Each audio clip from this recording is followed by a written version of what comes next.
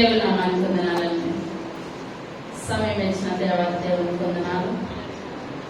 యొక్క దినాన ప్రారంభ ప్రార్థన ముందు వచ్చిన వారు పైకి లేసి నిలబడాలి.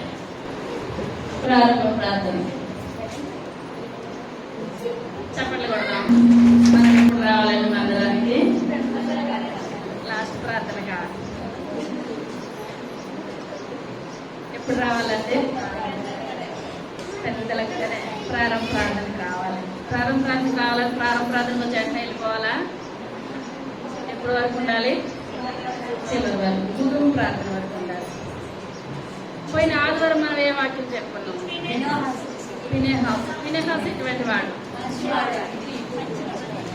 మంచివాడు. అక్కడ ఎవరు వాక్యం చెప్తున్నారు? మోషే గారు వాక్యం చెప్తున్నారు. తెగులు వచ్చినప్పుడు ఎంతమంది చనిపోయారు? 24,000 మంది చనిపోయారు. ఈ యొక్క దినాన్ని మనం చెప్పుకునే వాక్యము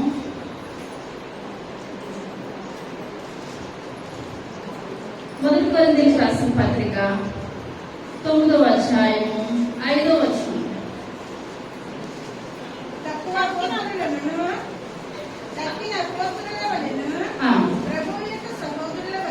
ప్రభు యొక్క సహోదరుల వలెను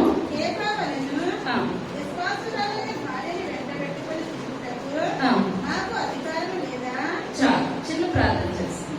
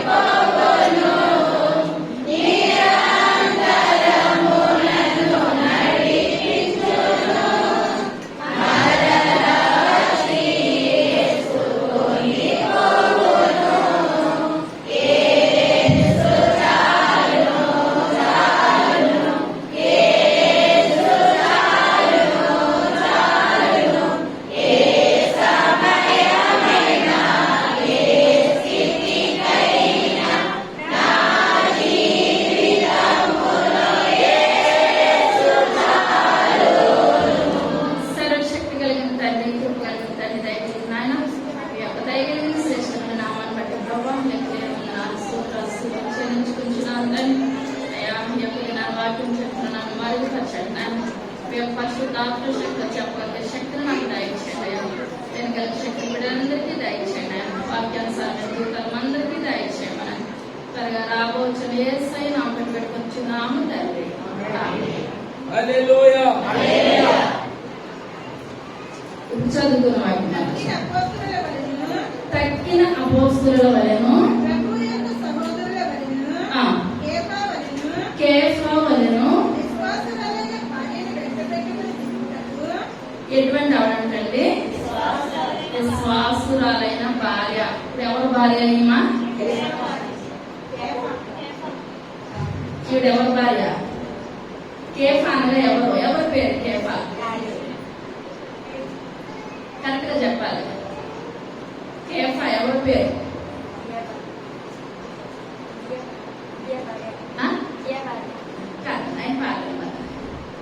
పేదరు గారు. పేదరు గారి పేరు ఇంకొక పేరేంటి? కేఫా. కేఫా అనగా రాయి, రాయి అని అర్థం అనమాట. పేదరు గారి ఇంకొక పేరేంటండి? కేఫా. కేఫా అనగా రాయి, రాయి అని అర్థం. రాయి అనగా బండ. ఇప్పుడు ఇక్కడ కేఫా వలెను ఇప్పుడు విశ్వాసురాలైన భార్య. పేదరు గారికి ఎటువంటి భార్య ఉన్నట్టండి? విశ్వాసురాలైన భార్య. మన కుటుంబంలో సహజంగా చూసినట్లయితే మంచి చేసిన భార్య చేస్తుంది, చెడు చేసిన భార్య చేస్తుంది. కుటుంబాన్ని నిలబెట్టిన భార్య నిలబెట్టిన, పడగొట్టిన భార్య పడగొట్టేస్తుంది. కానీ ఇక్కడ అపోస్తలులందరి కన్నా ఇప్పుడు పేతురు గారి భార్య అంట చాలా విశ్వాసురాలు. మీరు చెప్పింది 6 ఏళ్ల కాలం పౌలు గారితో దేవుడు మాట్లాడిస్తున్నాడు. వేరే వేరే వాళ్ళు మాట్లాడారంటే అది ఒక అందం. ఎవరు మాట్లాడుతున్నారు? కొత్త నిబంధనలో దేవుని తర్వాత స్థానం ఎవరిదని చెప్తున్నాను? పౌలు గారితో ఎవరు మాట్లాడితే రాయిస్తున్నారు? దేవుడు మాట్లాడుతున్నాడు. ఎటువంటి ఆవిడంటే విశ్వాసురాలైన భార్య. విశ్వాసురాలైన భార్య వెంట పెట్టుకొని ఆ యొక్క పేతురు గారు పరిచర్య చేస్తున్నారు.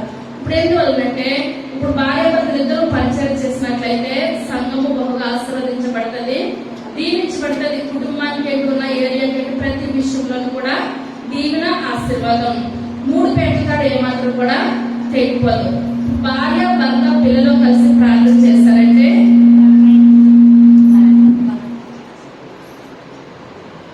ముగ్గురు కలిసి ప్రార్థన చేసినట్లయితే ఏమవుతుందండి? బలంగా ఉంటుంది. 3 పేటకాడు బహు బలమైనది. ఇక్కడున్న వాళ్ళు కుటుంబ ప్రార్థన ఉన్నదాన్ని చేతులు పైకెత్తండి. దినదినము కుటుంబ ప్రార్థన చప్పట్లు కొడదాం. మన కుటుంబంలో ఏముండాలండి? కుటుంబ ప్రార్థన చాలా బలమైనది. ఇక్కడ పేతురు గారికి తగినటువంటి భార్య ఎవరు? ఈమె కేఫా భార్య. ఈమె పేరు రాయబడలేదు, చరిత్రలో ఉన్నది చెప్తారు, లాస్ట్ లో చెప్తారు. కానీ చాలా మంది దేవుడు పని చేస్తారు కానీ భర్తకి వెన్నంటి ఉండి సహకారంగా పని చేస్తారు. ప్రతిదీ కూడా వెళ్ళని పంచుకోరు కానీ ప్రతి విషయంలో ఎవరు ఉంటారండి? భార్య. భర్త ఎక్కడికైనా మీటింగ్కి వెళ్ళడానికి కూడా ఇద్దరు వెళ్ళాలి. ఒకవేళ భార్యకు వెళ్ళలేని పరిస్థితి వచ్చినప్పుడు అక్కడ భర్త ప్రార్థన చేసినంతసేపు, వాక్యం చెప్పినంతసేపు ఇంటి దగ్గర భార్య ఏం చేయాలండి? మోకాళ్ళ మీద ప్రార్థన చేయాలి. ఆయన మీ యొక్క దైవ సేవకుడు వాడబడుతున్నాడు, సహాయం దయచేయండి. మీరు మాట్లాడిన ఆయన మాట్లాడిన మాటల ద్వారా అనేకమైన ఆత్మలు రక్షించే కృపను దయచేయమని ప్రార్థన చేయాలి. ఇప్పుడు ఏ విషయంలోనూ కూడా పేతురు గారిని ఎన్నట్టు నడిచింది. ఎన్ని శ్రమలు వచ్చినా, ఎన్ని కష్టాలు వచ్చినా ఏమాత్రం కూడా ఎంత జారలేదు. అదే యోబు గారి భార్య ఏం చేస్తుందంటే సుఖం ఉన్నంతసేపు సుఖం అనిపించింది, కష్టాలు వచ్చినప్పుడు భర్తను విడిచిపెట్టి వెళ్ళిపోయింది. ఇప్పుడు పేతురు గారి భార్య అలా లేదు, వెన్నంటి నడిచింది. ఇప్పుడు తీయదు కానీ ఆది కాలంలో ఇప్పుడు అబ్రహాంతో దేవుడు మాట్లాడతాడు. అబ్రహమా, నువ్వు దేశం నుండి, నీ బంధువుల యొద్ద నుండి, నీ తండ్రి ఇంటి నుండి నువ్వు బయలుదేరి నేను నీకు చూపించే దేశం నాకు వెళ్ళమని చెప్పినప్పుడు అబ్రహాం ఏం చేశాడండి? అందరినీ విడిచి వెళ్ళిపోయాడు. ఇక్కడ కూడా పేతురు గారు ఆ యొక్క చేపలు పడుతున్నాడు. ఆ యొక్క చేపలు పడుతుండగా దేవుడు పేతురు గారి దగ్గరకు వచ్చాడు. పేతురు గారి దగ్గరకు వచ్చి గలిలయ సముద్రం దగ్గరకు వచ్చి, పేతురు నేను ఏం చేస్తాను? మనుషులు పట్టే జాలరులుగా చేస్తాను, నీ యొక్క వృత్తి వదిలేసాయి అని చెప్పినప్పుడు ఈయన ఏం చేస్తాడండి?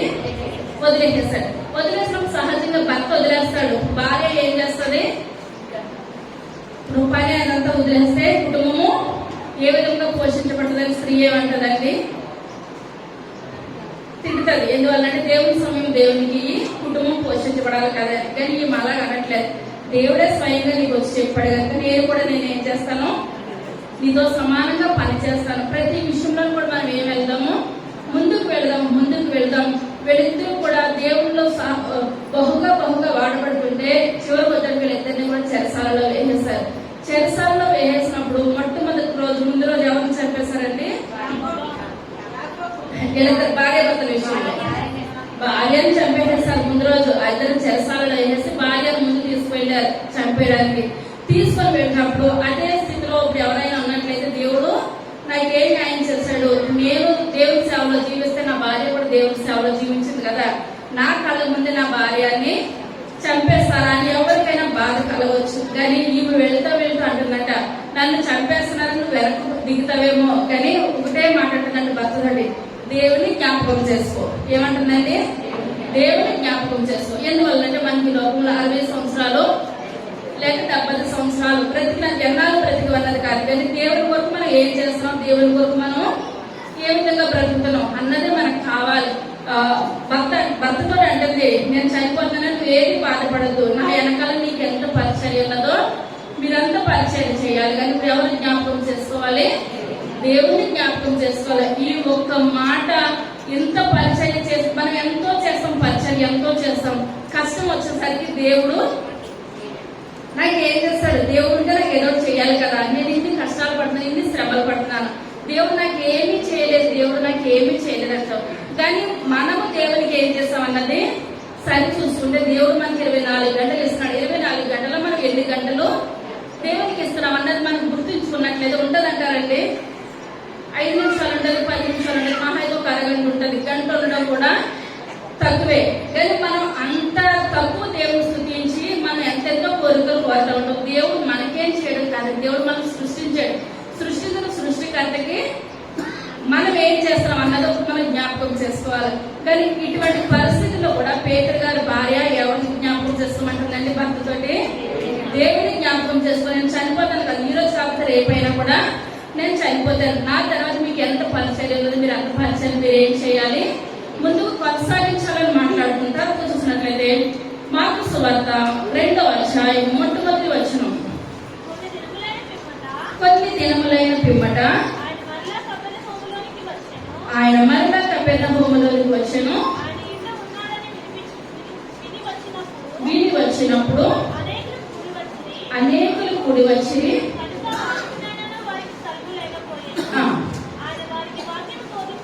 వాక్యము బోధించుచుండగా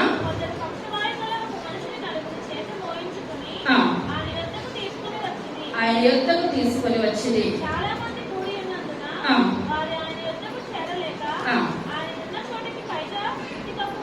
ఇంటి కప్పు విప్పి పరుపుతోనే దింపిరి. కుమారుడా చెప్పాను.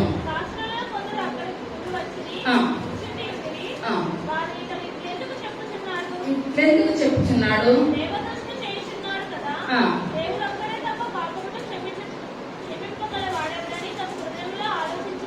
చాలా ఇక్కడ మనం చూసుకున్నట్లయితే ఇప్పుడు కొన్ని దినములైన తర్వాత ఆయన ఎక్కడున్నారంటండి?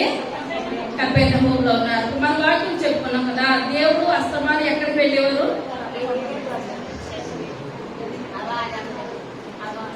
కొద్దిన మెల్లన. ఇప్పుడు కపెర్నహూము అని చెప్పాను, ఇంకొకసారి చెప్తారు కదా, దేవుడు అస్తమానం వెళ్ళేవారు.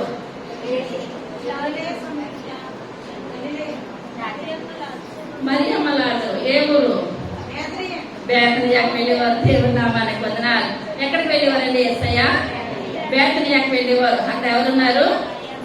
మరియ, మార్త, లాజరు.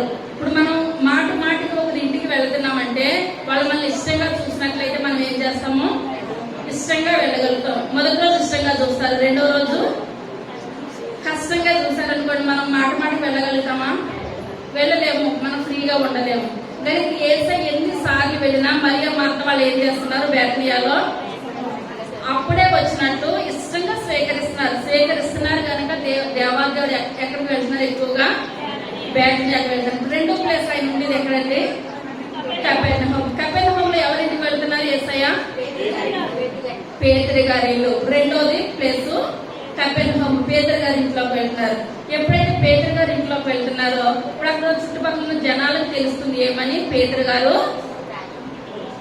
గారింటికి యేసయ్య వస్తున్నారు, పేతురు గారింటికి యేసయ్య వస్తున్నారు. ఇప్పుడు ఎవరైనా సరే స్వస్థతలు ఉన్న దైవజనులు పలానా చోటకి ఎక్కువగా వస్తున్నారు, చుట్టుపక్కల వాళ్ళు ఏం చేస్తారు? వాళ్ళు ఎప్పుడు వస్తారో వాళ్ళు చెప్పమ్మా, మేము వస్తాము, ప్రార్థన చేయించుకుంటాం. ఎందువల్లంటే స్వస్థతల వరకు ఎదురు చూస్తుంటాం, రకరకాలుగా ఎదురు చూసి అక్కడికి వస్తారు. ఇప్పుడు ఇక్కడ కూడా యేసయ్య పేతురు గారి ఇంటికి వస్తున్నారని చుట్టుపక్కల ఉన్న వాళ్ళందరూ కూడా ఇప్పుడు ఏం చేస్తున్నారండి? పేతురు గారి ఇంటికి వస్తున్నారు. పేతురు గారి ఇంటికి వస్తుంటే అక్కడ ఉన్న వాళ్ళందరూ కూడా యేసయ్య ప్రార్థన చేస్తుంటే జనాలందరికీ ఏం కలుగుతుంది? స్వస్థత కలుగుతుంది. స్వస్థత కలుగుతుంటే ఇప్పుడు ఇల్లంతా కూడా జనాలతో నిండిపోతుంది. జనాలతో నిండిపోతూ ఉంటే ఇప్పుడు సహజంగా చెప్పాలంటే ఇప్పుడు మన ఇంటికి ఎవరైనా గెస్ట్లు వస్తేనే వాళ్ళు వెళ్ళిపోయి అంతవరకు మనకి ఎలా ఉండదండి?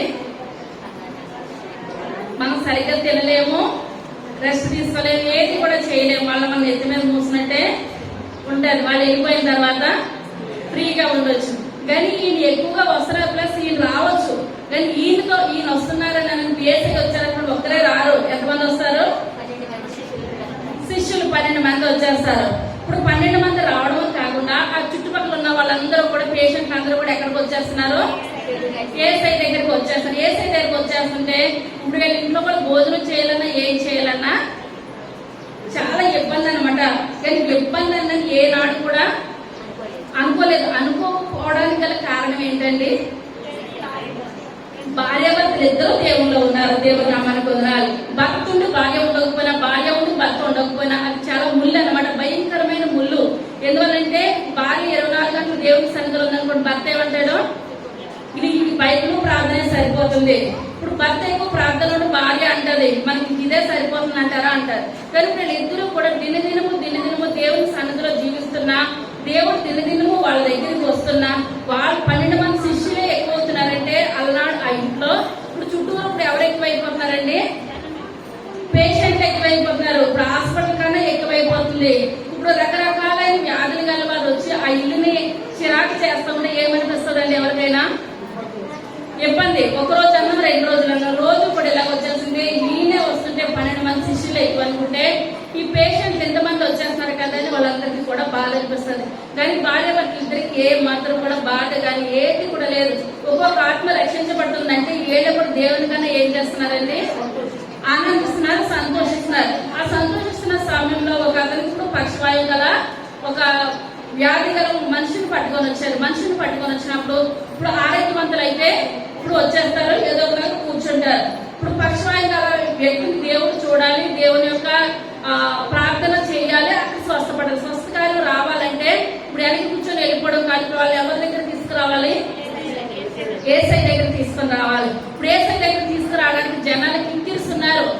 అతను పరుగు మీద మోసుకొని వచ్చారు. ఇప్పుడు మామూలుగా కూడా కాదు, పరుగు మీద ఇప్పుడు నలుగురు ఒక మనిషిని పట్టుకొని వస్తున్నారంటే చాలా మార్గం కావాలి, దారి కావాలి. ఎటు చూసినా మార్గం లేదు. మార్గం లేని స్థితిలో ఇప్పుడు వీళ్ళు ఏం చేస్తారంటే ఇంటి పైకి ఒక విప్పేసి పైనుంచి ఏం చేస్తారంటే పరుపుతోటి ఏసై ఎక్కడైతే బోధిస్తున్నారు, ఎక్కడైతే వాక్యం చెప్తున్నారు ఆయన ముందు దించేశారు.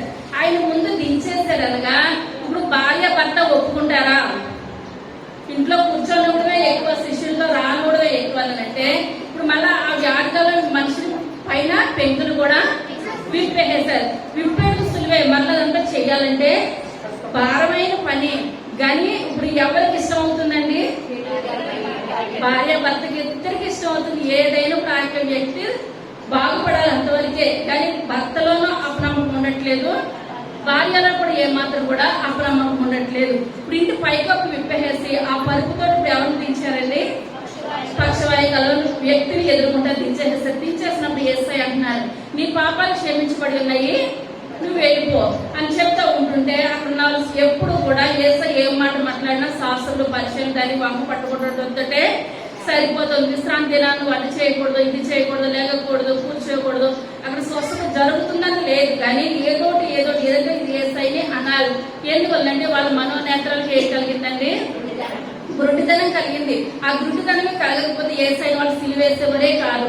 ఏసైని సిలువ వేయకపోతే మనందరం కూడా పరిశుద్ధ మందిరంలోనికి వచ్చేవాళ్ళమే కాదు. ఆ యొక్క దినాల్లో యాజకుడు ఒక్కడే సంవత్సరానికి ఒకసారి మందిరంలోకి వచ్చేవారు. అంతవరకే తప్పించి మనలాగా కుటుంబాలతో సహా దేవుని మందిరంలోనూ ఇలా ప్రార్థించి ఆరాధించే సమయము లేదు. ఏసై ఇక్కడికి వచ్చారు, ఆయన సిలువేయబడ్డారు. ప్రతి ఒక్కరు కూడా మందిరంలోకి వెళ్ళడానికి దేవుడు గొప్ప అవకాశం దయచేస్తాడు. ఇక్కడ చూస్తే ఇప్పుడు ఏమనుకుంటున్నారంటే ఏసై వస్తాడని వాళ్ళకి తెలుసు. కానీ ఏసయ్య రాజుగా వస్తాడు. రాజుల రాజు, ప్రభులకు ప్రభు, ధనవంతులుగా ఇక్కడికి వస్తాడు. దావీదు ఎలాగ సింహాసనం మీద కూర్చున్నారో ఆ విధంగా కూర్చుంటారు అని లెక్క. కానీ ఈయన ఎలా వచ్చారని లోకంలోనికి?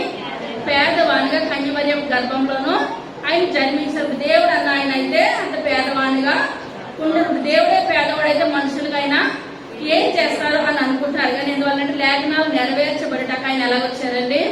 పేదవాడిగా వచ్చాడు. ఆయన ధనవంతుడిగా చనిపోయాడు. ఆయన సమాధి ఎలా చేయబడిందండి?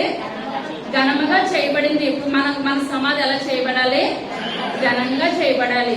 ఇక్కడ చూసుకున్నట్లయితే ఇప్పుడు పక్షవాయు గల వ్యక్తిని తీసుకొని వచ్చి అక్కడ పెట్టినప్పుడు యేసయ్య నీ పాపాలు క్షమించబడి ఉన్నాయని ఎప్పుడైతే చెప్పారు, శాస్త్రులు పరిచయాలు పాపాలు క్షమించబడడానికి ఈయనకి అధికారం లేదు కదా, దేవునికి అధికారం ఉన్నది. కానీ ఇప్పుడు ఆయన ఇప్పుడు ఈయన యేసయ్య ఇప్పుడు ఏమనుకుంటున్నారో దేవుడు కానప్పుడు ఈయన పాపాలు ఎలా క్షమిస్తారు? ఇప్పుడు ఎప్పుడైతే దేవుడు ఆ మాట అన్నాడో పక్షవాయు గల వాళ్ళకి స్వస్థత వచ్చిందంటారా?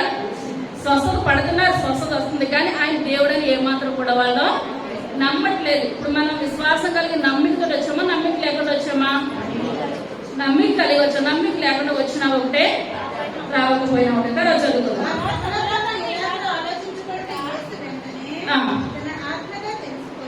తెలుసుకొని ఎందుకు ఆలోచించుకొంచున్నారు?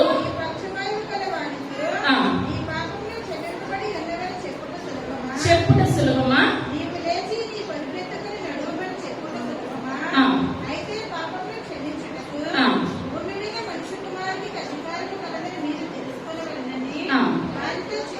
చెప్పి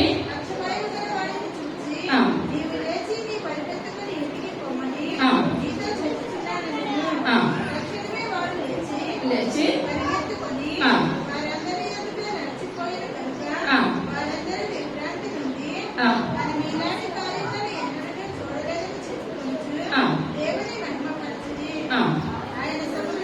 చాలు.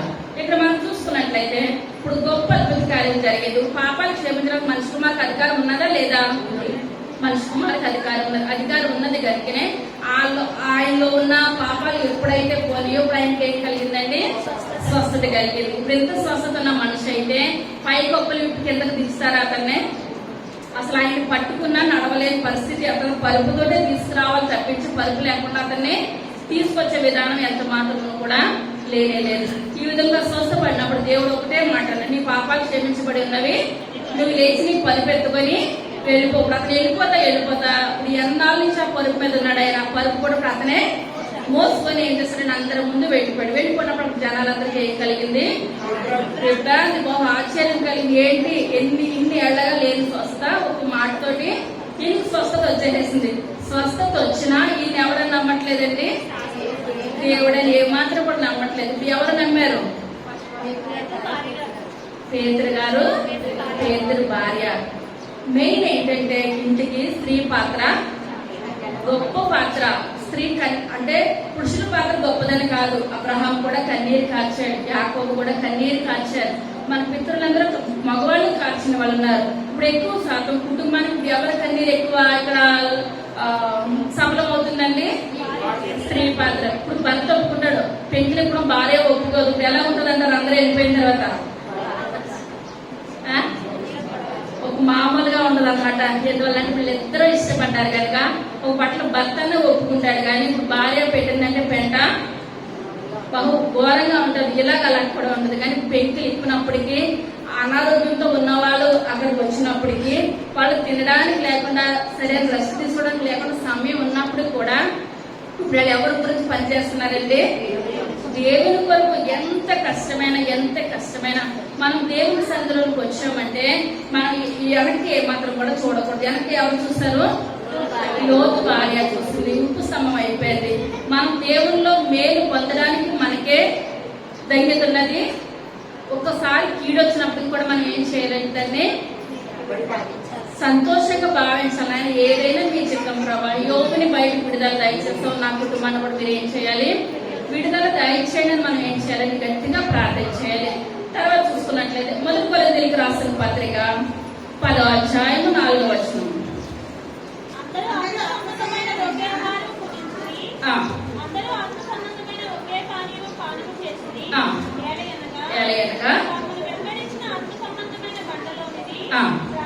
రాగిరి ఆ బండ క్రీస్తే. పేరు యేసయ్య ఆ బండ క్రీస్తే. ఇప్పుడు పేతురు గారికి ఇంకొక పేరు ఉంది. ఏం పేరు? కేఫా. ఇంకొకటి ఉంది దుడుగు పేతురు అనమాట. ప్రతి దానికి కూడా భయపడిపోతారు అనమాట. భయం. ఈయనకు ఒక పేరు ఉంది, దుడుగు పేతురు. ఇప్పుడు ఈ దుడుగు పేతురికి ఒక్కొక్క భర్తకి ఏంటంటే బాగా వెనకాల ఉండాలి. ప్రతి దానికి కూడా భయపడిపోతారు. ఇప్పుడు భయపడిపోతుంటే అటువంటి భయం కలిగిన వ్యక్తి ఎవరో? పేతురు గారు. అటువంటి భయపడే వ్యక్తికి ఇప్పుడు ఎలా తయారు చేస్తుందంటే భార్య రాయి కేఫా అనగా రాయి. ఆ బండ క్రీస్తే. ఇప్పుడు బండ ఎవరు? క్రీస్తు. ఇప్పుడు ఈయన ఎవరు? రాయి. ఇప్పుడు మనం ఎలాగ అతకబడాలి? క్రీస్తులో అతకబడాలి. ఇప్పుడు ఈయన దుడుగు పేతురు ఎవరిలో అతకబడ్డాడు? క్రీస్తులో అతకబడ్డాడు. ఒకవేళ మనకు కూడా దుడుగు ఉండొచ్చు, భయం ఉండొచ్చు, వేదన ఉండొచ్చు.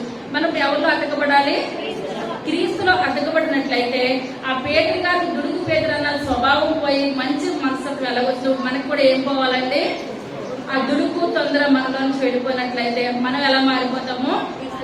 క్రీస్తులాగా బండలాగా మారిపోతాం. ఆ బండ క్రీస్తే. ఆయన బండ అయితే ఇప్పుడు మనం ఏంటండి? రాయి రాయ రాయి దేనిలో అతుకుపడిపోతుంది, బండలో అతుకుపడిపోతుంది అనమాట. అదే మార్కు సువార్త 7వ అధ్యాయం 17వ వచనం.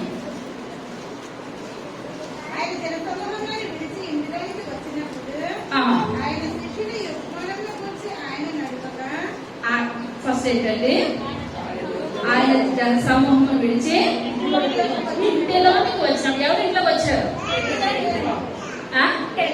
పేదరి గారిలో. ఇప్పుడు మన ఇంట్లోకి మనం రావడానికి ఎవరు పర్మిషన్ అన్నా కావాలంటారా? పక్కింటి వాళ్ళు పర్మిషన్ తీసుకుంటామా? ఎలాగ వచ్చేస్తాము? పేదరి గారికి సరాసరి ఎలాగ వచ్చేస్తున్నారండి? చనువుగా వచ్చేస్తున్నారు. ఇప్పుడు ఎలీషా గారు ఈ లోకంలో ఉన్నప్పుడు ఎవరింటికి ఎక్కువ వెళ్ళేవారు? షునేమిరాల ఇంట్లోకి వెళ్ళేవారు. షునేమిరాల ఇంట్లోకి వెళితే ఆ షునేమిరాలు ఏం చేసింది? ఏసై కొరకు ఒక గది ఏర్పరిచింది. ఎప్పుడైతే గది ఏర్పరిచి బల్ల పీట దేవుడు స్తంభం ఇవన్నీ కూడా ఏర్పరిచేస్తుందో, ఇప్పుడు ఎలీషా గారికి ఎలా ఉందా? ఇల్లు సొంత ఇల్లు ఉంది. ఎప్పుడు పడితే అప్పుడు వెళ్ళొచ్చు, ఆయన రెస్ట్ తీసుకోవచ్చు, మళ్ళీ ఆ ఇంటికి ఆయన వెళ్ళిపోవచ్చు. ఇప్పుడు ఏసై కూడా ఆ ఇంటిలో ఎలా పర్మిషన్ తీసుకుంటున్నారో మాట మాటకి పేదరి గారి పర్మిషన్ ఏమాత్రం తీసుకుంటలేదు. ఇప్పుడు ఆయన అక్కడ ఉన్న వాళ్ళందరికీ వాక్యం బోధించిన తర్వాత మరి ఎక్కడికి వచ్చేస్తున్నారండి? ఇంటిలోని కనుక పేదరి గారు ఇంట్లోనికి వచ్చేస్తున్నారు. తర్వాత ఇంటిలోనికి వచ్చినప్పుడు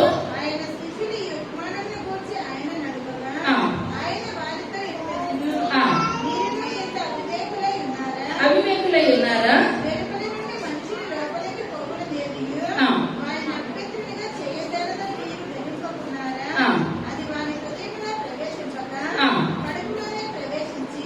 ప్రవేశించి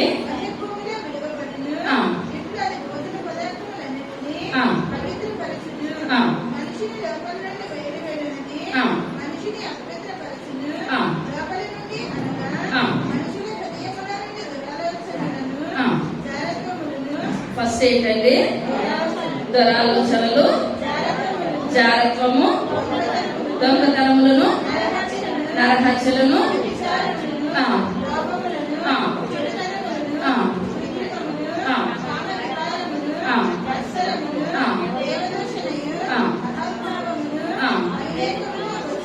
చాలండి. ఇప్పుడు ఇదంతా కూడా ఏసై బోధిస్తున్నారు. ఇదే అధ్యాయం మొట్టమొదటి వచనం.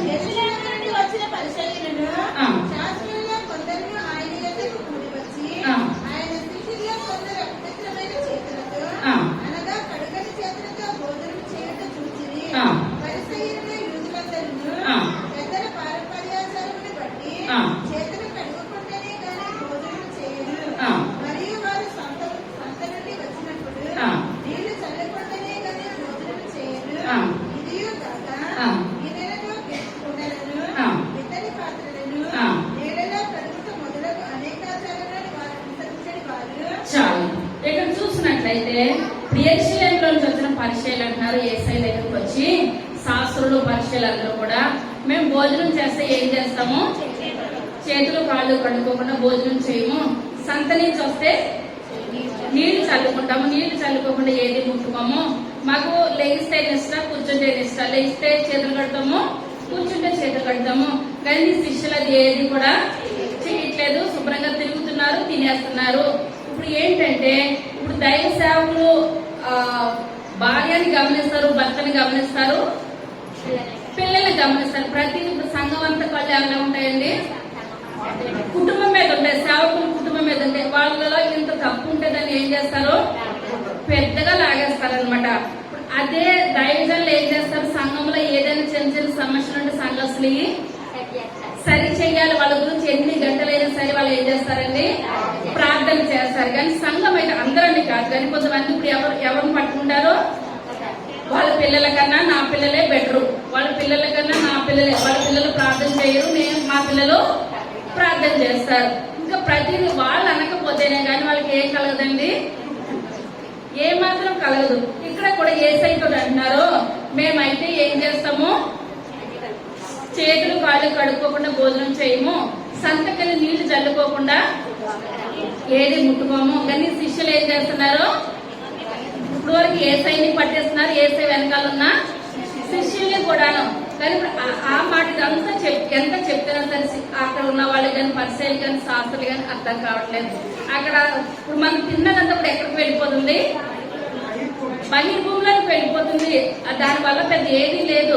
మన హృదయంలో మనకి ఏముండకూడదు, మచ్చరము, కోపము, ఇప్పుడు మనం చదువుకున్నాం కదండి, దురాచారం ఏది కూడా ఉండకూడదు. ఇప్పుడు మన హృదయం కావాలా దేవునికి, మన యొక్క పైవేషం కావాలా, హృదయం కావాలి. ఇప్పుడు ఇలా హృదయం కాదు, వీళ్ళు ఏం చూస్తున్నారు, పైవేషం చూస్తున్నారు. ఎంత చెప్పినా వాళ్ళకి అర్థం లేదు, అక్కడ శిష్యులకు కూడా అర్థం కాలేదు. ప్రతిదీ కూడా అందరికీ బోధించిన తర్వాత ఇప్పుడు ఆ శిష్యులు ఏసైని అడిగారు, ఏకాంతంగా కూర్చున్న తర్వాత, ఏసయ్య మీరు అలా బోధించారు కదా, దాని అర్థం మాకు అర్థం అవ్వలేదు, ఒకసారి చెప్పండి అన్నప్పుడు ఎవరి ఇంట్లో బోధ చేస్తున్నారండి, పేదరి గారి ఇంట్లో. ఒకసారి మనకి ఎక్కువగా వాక్యం చెప్పేస్తుంటే ముందుగా వెనక వస్తుంది, వెనకాల ముందుగా అంటే ఇంకా వాక్యం అవ్వట్లేదు కానీ ఇక్కడ రోజు శిష్యులు వాక్యం పెట్టుకునే ఉన్నా అక్కడ భార్య కూడా ఇప్పుడు ఏం చేస్తుందంటే వాళ్ళతో సమానంగా వాక్యం ఆలకించడమే కాదు, ఒక్కొక్కసారి ఏసై ఇప్పుడు ఎక్కువ రోజులు అక్కడ ఉన్నారంటే ఇప్పుడు ఎంతమంది వంట చేయాలి, ఆవిడ ఎంతమందికి వంట చేయాలి. ఎందువల్లంటే సేవకులు వచ్చినప్పుడు ఏంటంటే భోజనము, ఏ కుటుంబంలో భోజనం పెడితే వాళ్ళే ఏం చేయాలి, వంట చేసి పెట్టాలి. ఎంతమంది ఇప్పుడు వేరే కదా కాదు. ఇప్పుడు కుటుంబాన్ని సేవకులు కుటుంబాన్ని ఇంటికి పిలిచినట్లయితే ఇప్పుడు ఎవరు చేయాలి వంట, ఎవరు పిలిస్తే వాళ్ళకే వంట చేస్తే వాళ్ళకే దీవెన, వాళ్ళకే ఆశీర్వాదం. ఎందువల్ల భోజనం పెట్టడం చాలా ఆశీర్వాదకరం. ఇప్పుడు అబ్రహాం గారి దగ్గరికి చల్లపొడిని ఎంతమంది వచ్చారండి, 3 మనుషులు వచ్చారు. 3 మనుషులు వచ్చినప్పుడు అబ్రహాం పని వాళ్ళు ఎంతమంది ఉన్నారు, 318 మంది. ఎంతమందికి, ఇద్దరికే 318 మంది పని వాళ్ళు ఉన్నారు. ఇప్పుడు పని వాళ్ళు ఉన్నారంటే జీతాలు ఇచ్చి 318 మందిని కూడా అబ్రహాం పోషించాలి. కరెక్టే, జీతాలు కూడా ఎవరు పని చేయరు. కానీ దేవదూతలు వచ్చినప్పుడు, దేవుడు వచ్చినప్పుడు 3 మానికలు పిండి పనివాళ్ళు చేయమంటే చేయరా, చేస్తారు. కానీ అబ్రహాం గబ్బగా గుడారంలోకి వెళ్లి శారాని పిలిచి, అప్పటికే శారా ఎంత వయసుందని, 16 సంవత్సరాల 90 సంవత్సరాల దగ్గరికి వచ్చేసింది. ఆమెను పిలిచి ఏమంటున్నాడు అబ్రహాం గారు, 3 మానికల పిండి నువ్వే చేయాలి, నువ్వు చేసినప్పుడు ఎవరికి పట్టుకురావాలి, 3కి దేవునికి పట్టుకురావాలి. ఎందువల్ల అలా పెట్టేది వెంటనే వృద్ధాప్యంలో కూడా శారాకి ఏమో కలిగిందండి, గర్భం కలిగింది. ఎందువల్లనంటే మృత తల్లి అయిన శరీరానికి దేవుడు ఏం చేస్తాడు, గర్భవతిగా చేస్తాడు అనమాట. ఏదైనా దేవుని చేతిలో. దానికి ఇప్పుడు మనం భోజనం వడ్డించాడు, సేవకు ఎవరు పెట్టాలండి, ఎవరు పిలిస్తే వాళ్ళే సేవకులు పెడితే దీవెనకరము, ఆశీర్వాదకరం. మరి పని వాళ్ళకి పెట్టించలేదు కదా అబ్రహాము, పని వాళ్ళతో పెట్టించలేదు కదా. అక్కడ 90 సంవత్సరాలు సారా 3 మానికల పిండి కలిపి పెట్టిందంటే ఇష్టంగా పెట్టిందా, తిక్కకుండా పెట్టిందా? మనం ఏం చేయాలని, ఏది చేసినా సరే పెట్టకపోయినా మానేయాలి. కానీ మనం ఎవరికైనా ఆహారం పెట్టి మనం ఎలా పెట్టాలి, ఇష్టంగా పెట్టాలి, కడుపు నిండుగా పెట్టాలి. ఇప్పుడు వాళ్ళ భర్త భార్య ఇద్దరు కూడా, తన కూడా వెళ్ళిపోయి ఏం చేస్తాడండి, మాంసాన్ని సిద్ధపరిచేస్తాడు. ఈమెమో రొట్టెలు సిద్ధపరిచేసింది. ఆ వచ్చిన వాళ్ళు సమృద్ధిగా తిన్నారు, ఆశీర్వదించారు, వెళ్ళారు. ఇక్కడ కూడా చూసుకున్నట్లయితే ఇప్పుడు పేతురు భార్య ఇప్పుడు వీళ్ళకి ఏం చేస్తుందంటే మంచిగా వడ్డేస్తుంది. ప్రతి విషయంలో కూడా విన్నట్టు ఉంటుంది. ఏ విషయం కానీ కొనుక్కుంటాం కానీ కొనుక్కుంటాం కానీ ఏసై మత గృహానికి వస్తారా, ఏ మాత్రం కూడా రానే రారు. కానీ ఇప్పుడు ఆ పేతురు గారి ఇంట్లోకి వచ్చిన తర్వాత శిష్యులు అడుగుతున్నారు ఏమనంటే, అయ్యా అక్కడ మీరు చెప్తున్నారు కదా వాళ్ళు చేతులు కడుక్కోకుండా తినకూడదని చెప్తుంటే మీరు ఏదో అన్నారు, మాకు అర్థం కావలేదని అంటే ఏసై అంటున్నాడు, నేను కొన్ని దినాలు అయిన తర్వాత నేను ఇక్కడి నుంచి నేను ఏం చేస్తున్నానో ఆరోగ్యం అయిపోయి వెళ్ళిపోతాను. మీ హృదయాలు ఎలా ఉండాలి, ఈ యొక్క ఇప్పుడు మనం చదువుకున్నాం కదా, మళ్ళీ చదవండి కాదండి, 20 చదువు.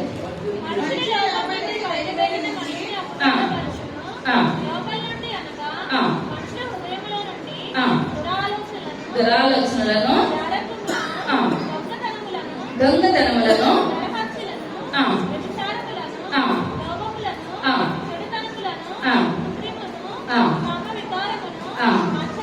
మత్సరమును,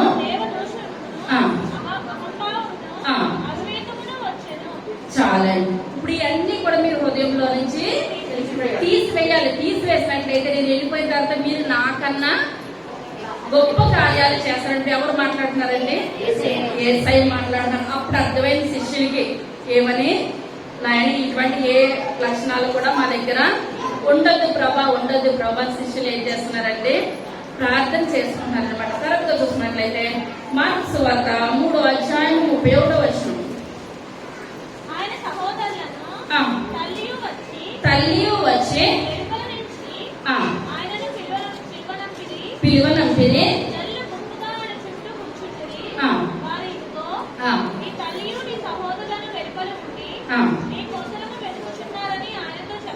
చెప్పగా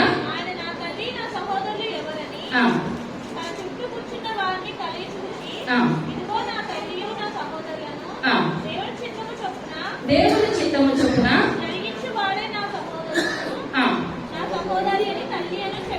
చాలండి. ఇప్పుడు యేసయ్య ఎవరింట్లో ఉన్నారు?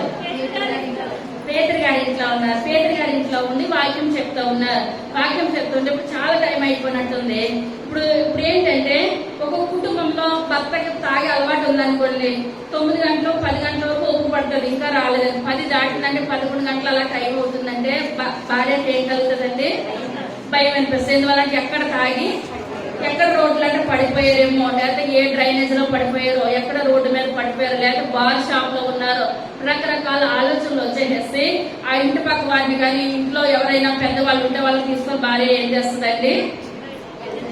వెతుక్కోవడానికి వెళ్తారు. ఇప్పుడు నాన్న మనుషులు ఉంటే కొంచెం ఎదుగు పెట్టండి, నా భర్త ఎక్కడున్నాడో మెయిన్ పాయింట్ చెప్తారు. ఆయన ఎక్కడ దొరుకుతారు? మీకు బార్ షాప్ లో దొరుకుతారు. ఇప్పుడు ఏ అలవాటు ఉంటే ఇప్పుడు బార్ షాప్ లో ఉన్న వాళ్ళు దేవుని మందిరంలో ఎదిగితే ఉంటారంటారా?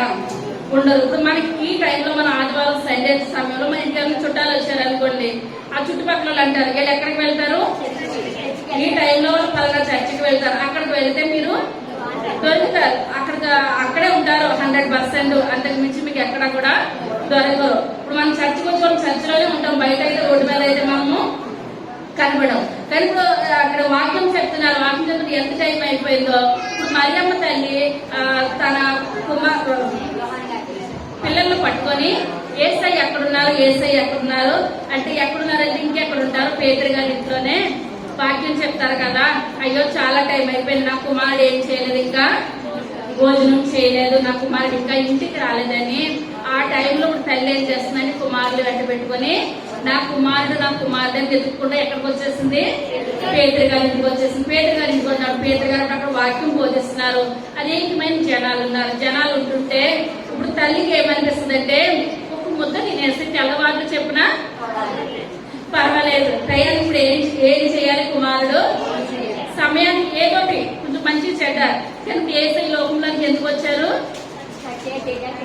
పరిచర్య చేయడానికి వచ్చారు అంతే, తినడానికి భోజనం చేయడానికి దీని గురించి రాలేదు. కానీ తల్లిగా మానవరాలు కనుక తల్లి కడుపు ఆగలేక కుమారుడు దగ్గర నెరుక్కుంటా వచ్చి ఇప్పుడు వెనకలున్న వాళ్ళతో అంటుంది, చిన్న మాట చెప్పయ్యా నా కుమారుడికి, నీ తల్లి నీ సహోదరులు వచ్చారని ఒక మాట చెప్తే తొందరగా ముగించి మాకు కూడా వెనకాల వస్తారు. ఎందువల్లంటే తల్లి కడుపులో పుట్టిన తల్లికి ఏంటంటే కడుపు ప్రేమ, కడుపు తీపి, అదొక ఆశ అనమాట. చెప్పినప్పుడు అక్కడ ఉన్న వాళ్ళందరూ కూడా నెమ్మదిగా వార్త ఎక్కడికి వచ్చేసింది? యేసయ్య దగ్గరికి వచ్చేసింది. యేసయ్య దగ్గరికి వచ్చేస్తే ఇప్పుడు మీ అమ్మ మీ సహోదరులు వచ్చి మిమ్మల్ని పాపం ఇంకా రాలేదని కంగారు పడుతున్నారయ్యా అని అంటే ఇప్పుడు యేసయ్య అంటున్నారు, నా తల్లి నా సహోదరులు ఎవరు? ఇక్కడ ఎవరైతే దేవుని సన్నిధిలో వాక్యాన్ని ఆలకిస్తారో ఇప్పుడు వాళ్ళు మత్సరం గాని కక్షలు కానీ ఇటువంటి ఏదైతే లేకుండా దేవుని సన్నిధిలో ఉంటారో వాళ్ళు ఎవరండి? నా తల్లి నా సహోదరులు అని చెప్తున్నారు. ప్రతి విషయంలో అన్న తర్వాత మళ్ళీ తల్లి కానీ ఏం చేస్తున్నారండి?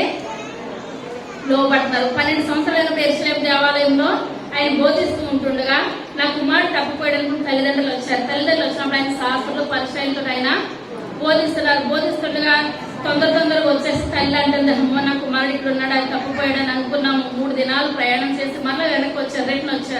రిటర్న్ వచ్చినప్పుడు కుమారుడు చూసి, అయ్యా నేను చాలా తొందరపడ్డాను, అయ్యా నేను కంగారు పడ్డాను, ఎవరో తీసుకెళ్లిపోయారు అనుకున్నా.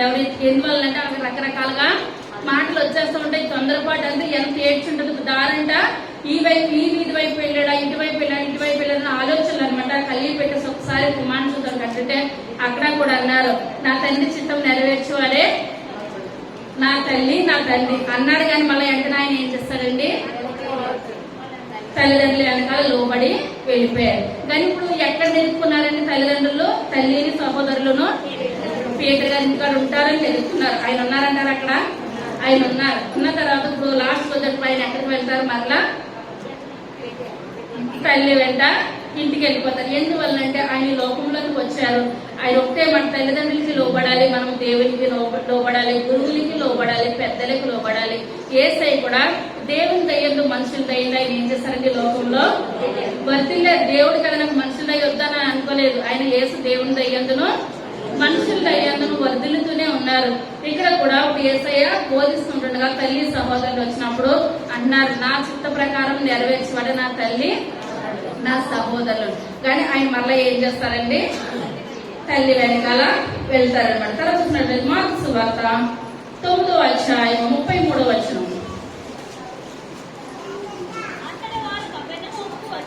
కపెర్నహూముకు వచ్చిరి,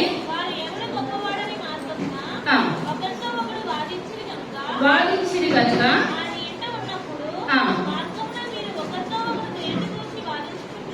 వాదించుచుండిరని వారు ఊరుకుండిరి.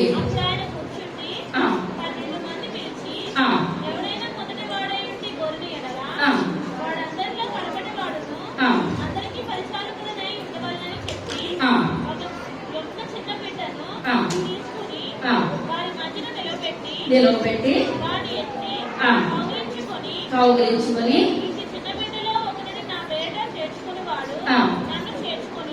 చాలా. ఇప్పుడు శిష్యులు ఏమనుకుంటున్నారు, ఎవరు గొప్పవారు ఎవరు గొప్పవారు ఏమని ఆలోచిస్తున్నారండి? శిష్యులు 12 మందిలో కూడా అంటున్నారు ఎవరు గొప్పవారు ఎవరు గొప్పవారు. ఇప్పుడు తల్లి బిడ్డలందరి దగ్గర ఉన్నప్పుడు ఎవరు గొప్పవారంటే ఏం చెప్తారండి? అందరూ కూడా సమానే. యేసయ్య దగ్గరికి వచ్చి యేసయ్యని అడుగుతున్నారు శిష్యుల్లో, మీ ఎవరు గొప్ప ఎవరు గొప్ప ఎవరు గొప్ప ఎవరు గొప్ప అంటే యేసయ్య ఏమంటారండి, నా తండ్రి చిత్తం నెరవేర్చేవారు అందరూ కూడా. ఇప్పుడు శిష్యుల కన్నా ఇప్పుడు మనం ఎక్కువ ప్రార్థన చేస్తాం అనుకోండి, మనల్ని దేవుడు ఎక్కువగా దీవిస్తాడు, ఆశీర్వదిస్తాడు. యేసయ్యలో పక్షపాతం ఎంత మాత్రం కూడా లేనే లేదనమాట. ఇప్పుడు ఇది అడిగింది ఎవరి ఇల్లు? పేతురు గారి ఇల్లు. అదే అధ్యాయము 30వ వచనం.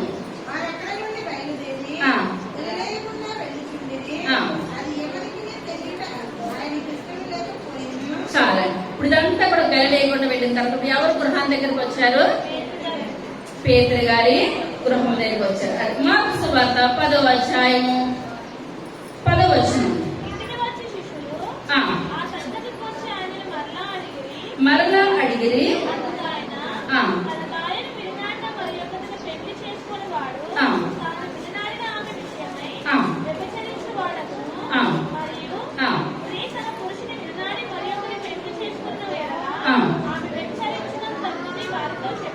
చాలా. ఇప్పుడు ఇది ఎవరి ఇల్లు? ఇప్పుడు ఇది ఎవరి ఇల్లు చెప్పుకున్నది 10వ అధ్యాయంలో అదే 10 మొదటి వచ్చి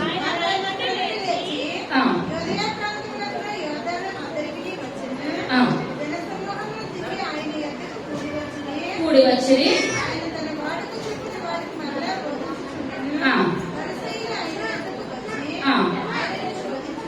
ఆయనను శోధించుటకై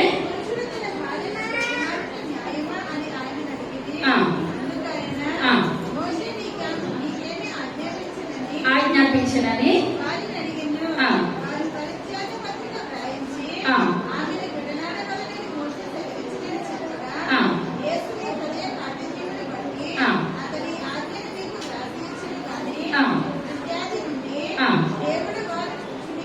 పురుషునిగాను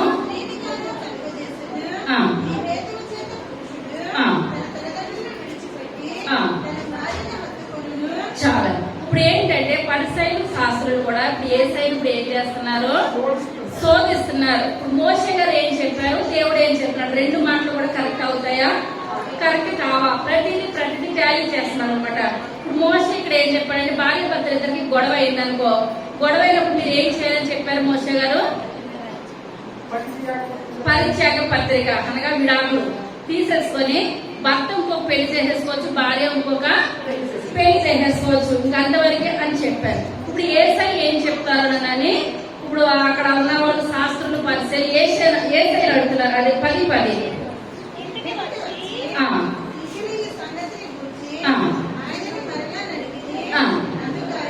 అందుకు ఆయన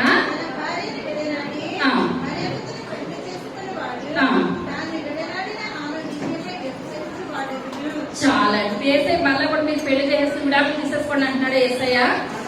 ఏం అనట్లేదు. మీరు ఒకసారి వివాహం చేసుకున్నట్లయితే మీరిద్దరు స్త్రీ పురుషుడు మీరిద్దరు కూడా జతపరచబడ్డారు. ఇప్పుడు పెళ్లి చేసినప్పుడు దైవజనులు అంటారు దేవుడు జతపరిచిన వాళ్ళని మనుషులు ఏమాత్రం కూడా వేరు పరచదని చేయగలుగుతారు. ఎప్పటి వరకును వాళ్ళు బ్రతుకున్నంత కాలం జీవిత కాలం కూడా ఒక్కొక్కరు ఎడవాయకుండా ఉండాలి. కలిమి అందును, లేమి అందును, బాధ అందును, ఆయుష్ అందును, ఆరోగ్యం అందును ప్రతిదీ వస్తుంది. ఇప్పుడు పెళ్లిలో ఎలా ఉంటారో జీవితకాలం అలాగే ఉండరు. బాధ వస్తుంది, వ్యాధి వస్తుంది, కష్టం వస్తుంది, ఏది వచ్చినా సరే ఇద్దరు ఇప్పుడు పేదరు గారు భార్య ఎలాగున్నారు? ఇద్దరు విశ్వాసంతో ఉన్నారు. కష్టమంది ఉన్నారు, నష్టమంది ఉన్నారు. ప్రతి విషయంలోనూ కూడా బలంగా ఉన్నారు. ఇప్పుడు అదే మాట ఇప్పుడు యేసయ్యను అడుగుతున్నారు. మోషే గారు ఇలా చెప్పారు కదా, మరి మీరు ఏమంటారు అని అంటే మోషే గారు అప్పుడు వాళ్ళ మనుషుల కాఠిన్యాన్ని బట్టి ఎందువల్లంటే మొన్నవారమే మనం చెప్పుకున్నాం. ఇప్పుడు మోషే గారు పక్కన వాక్యం చెప్తున్నప్పుడు కూడా అక్కడ ఏం జరిగింది? గొప్ప పాపం జరిగింది అనమాట. పాపం జరిగినప్పుడు ఫినెహాసు వచ్చి వాళ్ళిద్దరిని పొడిచినప్పుడు ఏమైపోయిందండి? వ్యాధి ఆగిపోయింది. ఎందువల్లంటే మాట వింటున్నారా? ఏ మాత్రం కూడా మాట వినట్లేదు. అప్పుడు వినరు, ఇప్పుడు వినరు. ఎందువలనంటే అది ఆదాము అవగానించి వచ్చేసింది. మనలో ఎటువంటి స్వభావము? మాట వినలేని వాళ్ళే మనుషులు అంటారు అనమాట. మాట వినలేని వాళ్ళని మనుషులు అంటారు. ఎందువల్లంటే అప్పటికే వింటాము, అప్పటికే మర్చిపోతాం, అప్పటికే వింటాము, అప్పటికే మర్చిపోతాం. ఇక్కడ దేవుడు అంటున్నాడు భార్య భర్తలకు ఇద్దరికి గొడవ వస్తే విడాకులు తీసేసుకొని మోషే చెప్పినట్టు పరిత్యాగ పత్రం తీసేసుకొని వేరే చేసేసుకోవచ్చా అంటే ఈయన ఏమని చెప్తారు అని ఎదురు చూస్తుంటే యేసయ్య అంటాడు అది వ్యభిచారంతో సమానం. ఎందువల్లంటే ప్రతి విషయంలోనూ కూడా ఎలా ఉండాలండి?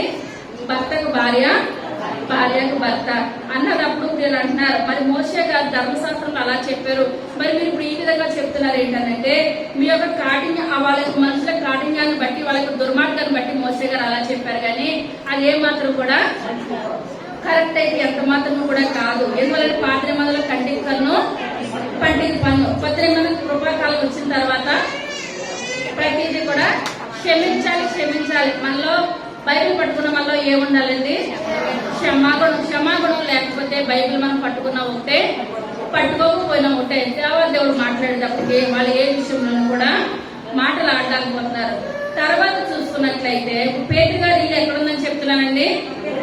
కపెర్నహూములో ఉంది. కపెర్నహూము దగ్గరగా ఏముంటది? సముద్రం. పేతురు గారి వృత్తి ఏంటి? అక్కడ ఏ సముద్రం ఉన్నది?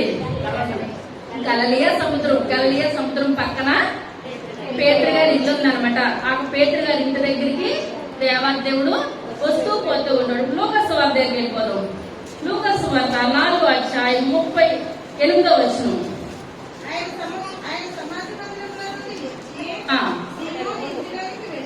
ఎక్కడికి వెళ్ళిపోయారంటే సమాజ మందిరంలో సరాసరి ఎక్కడికి వెళ్ళిపోతున్నారు? ఆయన సీమోని ఇంటిలోనికి వెళ్ళిపోతున్నారు. సీమోని సమాజ మందిరంలోంచి సరాసరి సీమోని ఇంటిలోకి వెళ్ళారు యేసయ్య. తర్వాత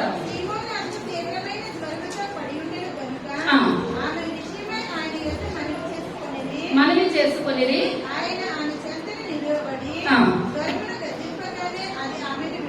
విడిచెను. చాలా ఇప్పుడు సమాజ మందిరంలో సరాసరి ఎక్కడికి వచ్చేస్తారు? సీమోనిలోకి వస్తారు. ఆ రోజులలో వచ్చేసారు. ఈ రోజులో మళ్ళా కరోనా వచ్చేస్తున్నట్ట. మనం ఎక్కడికైనా బయటకు వెళ్ళి సరాసరి వాళ్ళ ఇంటికి వెళ్ళిపోతామంటే రానిచ్చే రోజులు అంటారా? ఇవి 10 సార్లు చేతులు కాళ్ళు గడుపుకున్నా సరే వీళ్ళు ఎక్కడి నుంచో వచ్చారు. ఇదే కథ అంటే ఎవరికి ఉంది భయము? వాళ్ళకు ఉంటుంది. కానీ సమాజ మందిరంలో సరాసరి ఎక్కడికి వెళ్ళిపోయారండి? యేసయ్య సీమోన్ ఇంట్లోకి వెళ్ళిపోయారు. ఇంట్లోకి వెళ్ళిపోయినప్పుడు ఎవరికి అనారోగ్యంతో ఉన్నారు? సీమోన్ గారు అత్తగారికి అనారోగ్యంతో ఉన్నారు. అనారోగ్యంతో ఉన్నారని ఇప్పుడు ఎవరికి చెప్పారు? యేసయ్యకి చెప్పారు. ఎవరు చెప్పుంటారు? భార్య చెప్పుండొచ్చు, పేదరు గారు చెప్పుండొచ్చు. సరాసరి ఏ విషయం అయితేనే యేసయ్య దగ్గరకు వచ్చింది. యేసయ్య దగ్గరకు వచ్చినప్పుడు యేసయ్య వెళ్ళి ఆ దగ్గరికి వెళ్ళి ఇప్పుడు ఆయన ఏం చేస్తారు? ప్రార్థన చేశారు. ప్రార్థన చేసి ఆయన దురాత్మ వెళ్ళని చెప్పినప్పుడు దురాత్మ వెళ్ళిపోయినప్పుడు ఈ వెంటనే లేచిపోయి యేసయ్య ఇప్పుడు ఏం చేస్తుందండి? ఉపచారం చేసింది. ఎందువల్లంటే ఇంత గొప్ప దైవజనుడు వచ్చినప్పుడు ఈమె పడుకోవడము ఏమాత్రం కూడా నచ్చలేదు. ఎందుకంటే అప్పటి వరకు శరీరం సహకరించి లేవలేని స్థితిలో పడుకున్నది. కానీ ఎప్పుడైతే జ్వరం తగ్గిందో పడుకోలేదు. మనకి చాలా సార్లు శరీరము మనకి ఉదయం నుంచి ఒంట్లో బాగాలేదనుకోండి, సరిగ్గా ప్రార్థన టయానికి మనలో బలహీనత వెళ్ళిపోయింది. బలహీనత వెళ్ళిపోతే సాతాను అంటది, నువ్వు పొద్దున్న నుంచి ఒంట్లో బాగాలేదు కదా, ఇది అవసరమా? ఏమంటదండి? నీకు అవసరమా? అక్కడికి వెళ్ళిన తర్వాత కొట్టినొప్పి వచ్చేస్తుంది అనుకో, మళ్ళీ జ్వరం ఎక్కువ వచ్చేస్తుంది అనుకో, అక్కడ నువ్వు సఫర్ అవ్వాలి కదా. నువ్వేం చేస్తావు? శుభ్రంగా దుప్పటి కప్పు మళ్ళీ చర్చ్ టైం అయ్యేంత వరకు కూడా మన దగ్గర ఉండి శోధిస్తానే ఉంటుంది. ఎప్పుడైతే చర్చ్ టైం అయిపోయి ఎవరికాలు వెళ్ళిపోయారు, దయ్యం కూడా ఎక్కడికి వెళ్ళిపోద్దండి? ఎక్కడికి వెళ్తే అక్కడికి వెళ్ళిపోద్ది. ఇప్పుడు ఏం చేస్తుందంటే ఎప్పటి నుంచో ఉన్న ఇల్లంతా కూడా దులుపుతానే ఉంటుంది. ఉదయం అయితే గుడికి రాలేదు కానీ దులుపుడు కార్యక్రమం చేస్తారు. ఎందువల్ల సైతాన్ వెళ్ళిపోద్ది. ఎందువల్లంటే ముందుగా ఉంటే సైతాన్ మనల్ని ఎక్కడికి రానివ్వదు? దేవుని మందిరానికి రాను.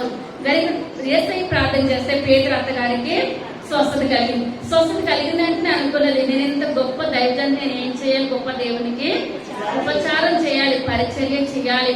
ఇప్పుడు ఇందులో సాతాను ఎవరిలోనూ ప్రవేశిస్తుందా? ఇంట్లో పేతురు అత్తగారిలో ప్రవేశించట్లేదు, పేతురులో ప్రవేశించట్లేదు, పేతురు భార్యలో ప్రవేశించట్లేదు. ఎందువల్లంటే సాతాను కొన్ని సార్లు ఎవరిని పడేయాలా, భార్య పొద్దు నుంచి పనులు చేసి గుడికి రావాలంటే సడన్ గా భర్తలోకి వచ్చేసరికి సాతాను సరిగ్గా వచ్చే సమయానికి భర్త ఏమంటాడు?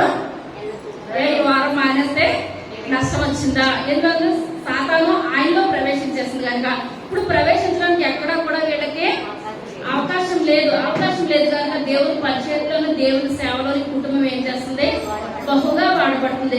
ఈ రకంగా వాడబడిన కుటుంబం ఒక కుటుంబం ఉందో చెప్పగలుగుతారా?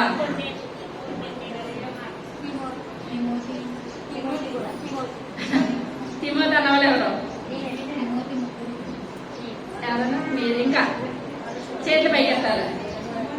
తిమోతి అన్నవాళ్ళు ఎవరు? చప్పట్లు కొడతాము. ఎవరి కుటుంబం ఉందండి? తిమోతి కుటుంబం ఉంది. అదే 2 తిమోతికి రాసిన పత్రిక 1వ అధ్యాయము 5వ వచనం. నీ అబ్బాయి అయినా లోయలోను వసించాను. ఇప్పుడు ఎవరిలో వసించిందండి? అబ్బాయి అయినా లోయ. ఇప్పుడు లోయ కూతురు ఎవరు? యునేకే యొక్క కుమారుడు తిమోతి. ఇప్పుడు ఇక్కడ వీళ్ళ ముగ్గురు గురించి సాక్ష్యం ఎవరిస్తున్నారు? పౌలు గారు ఇస్తున్నారు. పౌలు గారు వెనకాల తిమోతి గారు పరిచర్య చేస్తుంది. యవ్వనుడు అనమాట తిమోతి. సేవలో యవ్వన వయసులో వచ్చాడు. యవ్వన వయసులో వచ్చి పరిచర్య చేస్తూ ఉంటుంటే పౌలు గారితో ఇప్పుడు ఇంతకీ వయసులో, చిన్న వయసులో ఎక్కడ ఉంటారండి యవ్వన బిడ్డలు? సినిమా హాల్లోనూ ఎక్కడ పడితే అక్కడ తిరుగుతూ ఉంటారు. కానీ తిమోతి గారు ఎక్కడ ఉంటున్నారు? పౌలు గారు వెన్నంటే నడిచి తిరుగుతూ ఉన్నారు, పరిచర్యలో పాల్గొంటుంటే పౌలు గారు సాక్ష్యం ఇస్తున్నారు. ఏమన్నానంటే, ఇది తిమోతి నీకు వచ్చిందంటే ఆసమాష అయితే ఏమాత్రం కూడా కాదు. మీ అబ్బాయి అయినా లోయ కూడా ఇలాగే ప్రార్థన చేస్తుంది, నీ తల్లి అయినా యూనియన్ కూడా ఇలాగే ప్రార్థన చేస్తుంది. ఆ యొక్క ప్రార్థన తల్లి, ఆ ఇద్దరు ప్రార్థనలో ఎవరి మీదకి వచ్చినాయి? తిమోతి మీదకి వచ్చి ముగ్గురు బట్టి సాక్ష్యం ఇస్తున్నారు. అదే బిడ్డలు సరైన వాళ్ళు కాకపోతే ఎవరిని అంటారంటే మొట్టమొదటిగా వీళ్ళ తండ్రి అలాగే ఎక్కడ పడితే అక్కడ తాగి తందనాలు ఆడేవాడు. అదే జీవితం ఎవరికి వచ్చేస్తుంది? కుమారుడికి వచ్చేస్తుంది. కొంతమంది మొఖం మీద అంటారు, కొంతమంది చాటును అంటారు. ఇక్కడ తిమోతి గారి మొఖం మీద ఎవరు అంటున్నారండి? మంచి మాటలు పౌలు గారు అంటున్నారు. నీ అమ్మమ్మ ఇదే ప్రార్థనా జీవితము, నీ అమ్మ ఇదే ప్రార్థనా జీవితము, అదే ప్రార్థనా జీవితము. మనం అనుకుందాం మన బిడ్డ తరాలు అనండి, మన బిడ్డ తరాలు మనం ఎలా ప్రార్థనలో ఉన్నామో అదే ప్రార్థన నా బిడ్డలకు రావాలి. ఏం కావాలండి? అదే ప్రార్థన.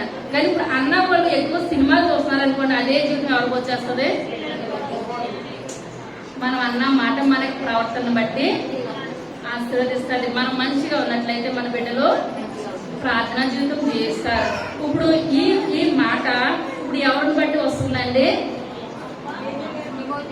పేతురు గారిని బట్టి. పేతురు గారి యొక్క భార్య మంచిగా ఉంది, అత్త కూడా మంచిగా ఉంది. ఇప్పుడు వీళ్ళు ముగ్గురు కూడా మంచిగా ఉన్నారు కనుక నా కుటుంబంలో గొప్ప అద్భుత కార్యాలు ఆశ్చర్యకార్యాలు. పెంకి ఇప్పేసినప్పటికీ కూడా వాళ్ళలో ఏం కలగలేదండి, బాధ కానీ వేదన కానీ ఏమాత్రం కూడా కలగలేదు. వాళ్ళందరూ కూడా వాళ్ళ ముగ్గురు ఎలా ఉన్నారో వీళ్ళ ముగ్గురు కూడా ఆ విధంగా ఉన్నారు. మన తరాల్లో మనను బట్టి ఏం చేయాలంటే మన తరతరాలు ఆశీర్వదించబడాలి. మన బిడ్డలు గమనిస్తారు, నా తల్లిదండ్రులు ఎప్పుడు ప్రార్థన చేస్తుంటే వాళ్ళకి మనసు అనిపిస్తుంది. ఒకసారి ఫోన్ పక్కన పెట్టి నేను ఏం చేయాలి? ప్రార్థన చేయాలి. అప్పుడు మనం ఫోన్ చూస్తాం, మన బిడ్డలకి ఏదైనా చెప్పామనుకో పిల్లలు అంటారు, ముందు మీరు మానండి, మీరు సరి చేసుకొని నాకు చెప్పండి. ఎందువల్ల అంటే ఇప్పుడు పిల్లలకు మొహమాట అన్నారు ఏమాత్రం కూడా ఉండట్లేదు. కానీ ఆ మాట మనం అనిపించుకోకూడదు అని అంటే మన ప్రవర్తన మనం మార్చుకొని మనం ఏం చేయాలంటే మన బిడ్డలకి చెప్పే విధంగా ఉండాలి. కానీ ఇప్పుడు మంచి భార్య, ఎటువంటి భార్య అంటే పేతురు గారి భార్య విశ్వాసురాలైన భార్య. ఈ పేరు చరిత్రలో ఏంటంటే అతను తెలుసంటారా? పేతురు గారి భార్య పేరు పెర్సిక్యోవా. ఏంటంటే పెర్సిక్యోవా. చరిత్రలో ఏం పేరు? పెర్సిక్యోవా. ఈ పేరు కూడా రాయించుకోవడానికి ఏం కలగలేదండి, ఇష్టం ఏమాత్రం కూడా కలగలేదనమాట. కొంతమంది భోజనాలు పెడతా ఫోటోలు దిగి ఇది యూట్యూబ్ లో పెట్టి రకరకాలుగా చేస్తూ ఉంటారు. కానీ దేవునికి ఇంత గృహం ఇచ్చిన పరిచయం చేసిన ఆ పేరుని కూడా ఇప్పుడు ఇది చెప్పుకోవడానికి కూడా ఏమాత్రం కూడా ఇష్టపడలేదు. అందుకనే పౌలు గారు ఇప్పుడు ఏమన్నారు? విశ్వాసురాలైన భార్య ఎవరికి దొరుకుట? పేతురు గారికి దొరుకుట ఎంతో గొప్ప భాగ్యం. పెళ్లిలో ఉంటారు, ఏమంటారు? భార్య గురించి మంచి భార్య దొరకట ముత్యము కట్టాను ఆ మూల్యం అని చెప్తారు. వచ్చిన రెండో రోజు వెళ్తాను ముత్యము కాదు, రెండో రోజుగా తెలిసిపోద్ది అనమాట. కానీ పేతురు గారి భార్య ఎటువంటి ఆవిడ? ముత్యం కన్నా అమూల్యమైన భార్య దొరికిందనమాట. ఇప్పుడు పేతురు గారు చెప్పుకుంటున్నారు, మొదటి పేతురు రాసిన పత్రిక 3వ అధ్యాయం మొట్టమొదటి వచనం, అటువల స్త్రీలారా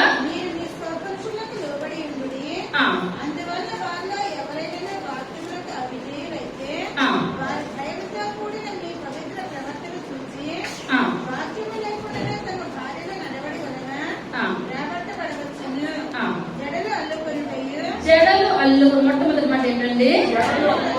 జడలు అల్లుకొనుటయు బంగారు నగలు పెట్టుకొనుటయు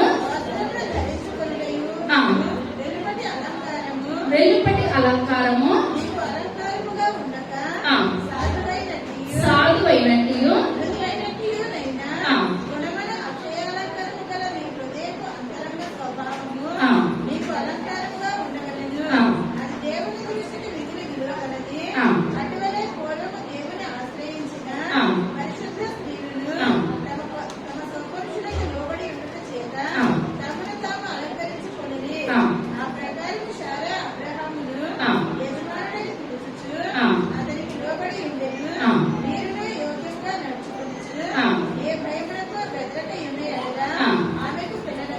చాలా.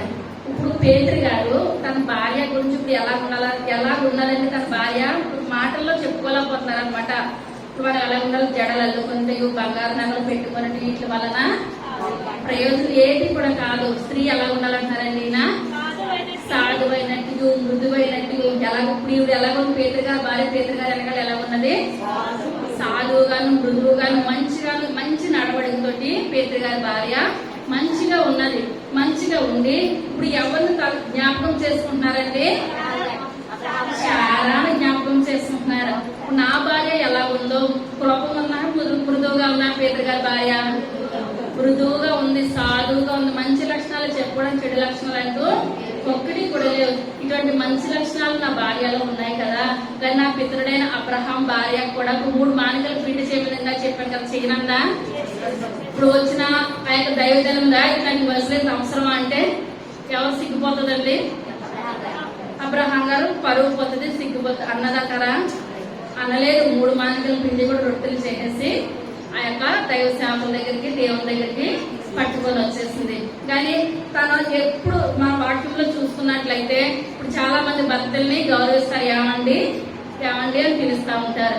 కానీ అబ్రహాం భార్య ఏమన్నది? యజమానుడా. ప్రతి విషయంలోనూ కూడా నా యజమానుడు, నా యజమానుడు, మాటకు ముందు యజమానుడు. ఇప్పుడు అబ్రహాం భార్య యజమానుడు అని గుర్తు చేస్తున్నారంటే ఇప్పుడు పేతురు గారి భార్య కూడా యజమానుడు అనే అంత గౌరవం కూడా ఈయనకి ఇచ్చింది అనమాట. ఇంత మంచిగా కొనసాగుతుండగా పేతురు గారి కాలంలో ఎవరు పరిపాలన చేస్తున్నారండి? నీరో చక్రవర్తి పరిపాలన చేస్తున్నాడు.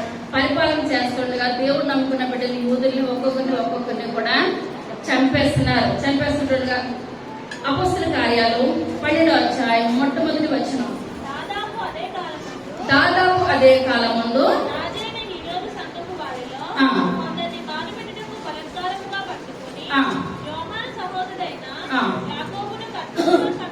చంపించను.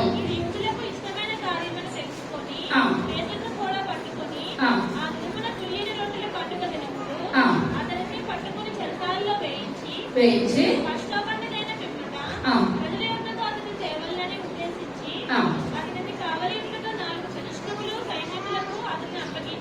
చాలా ఇక్కడ మనం చూసుకున్నట్లయితే ఇప్పుడు చెరసాలలో ఎవరెవరిని ఏం చేశారు?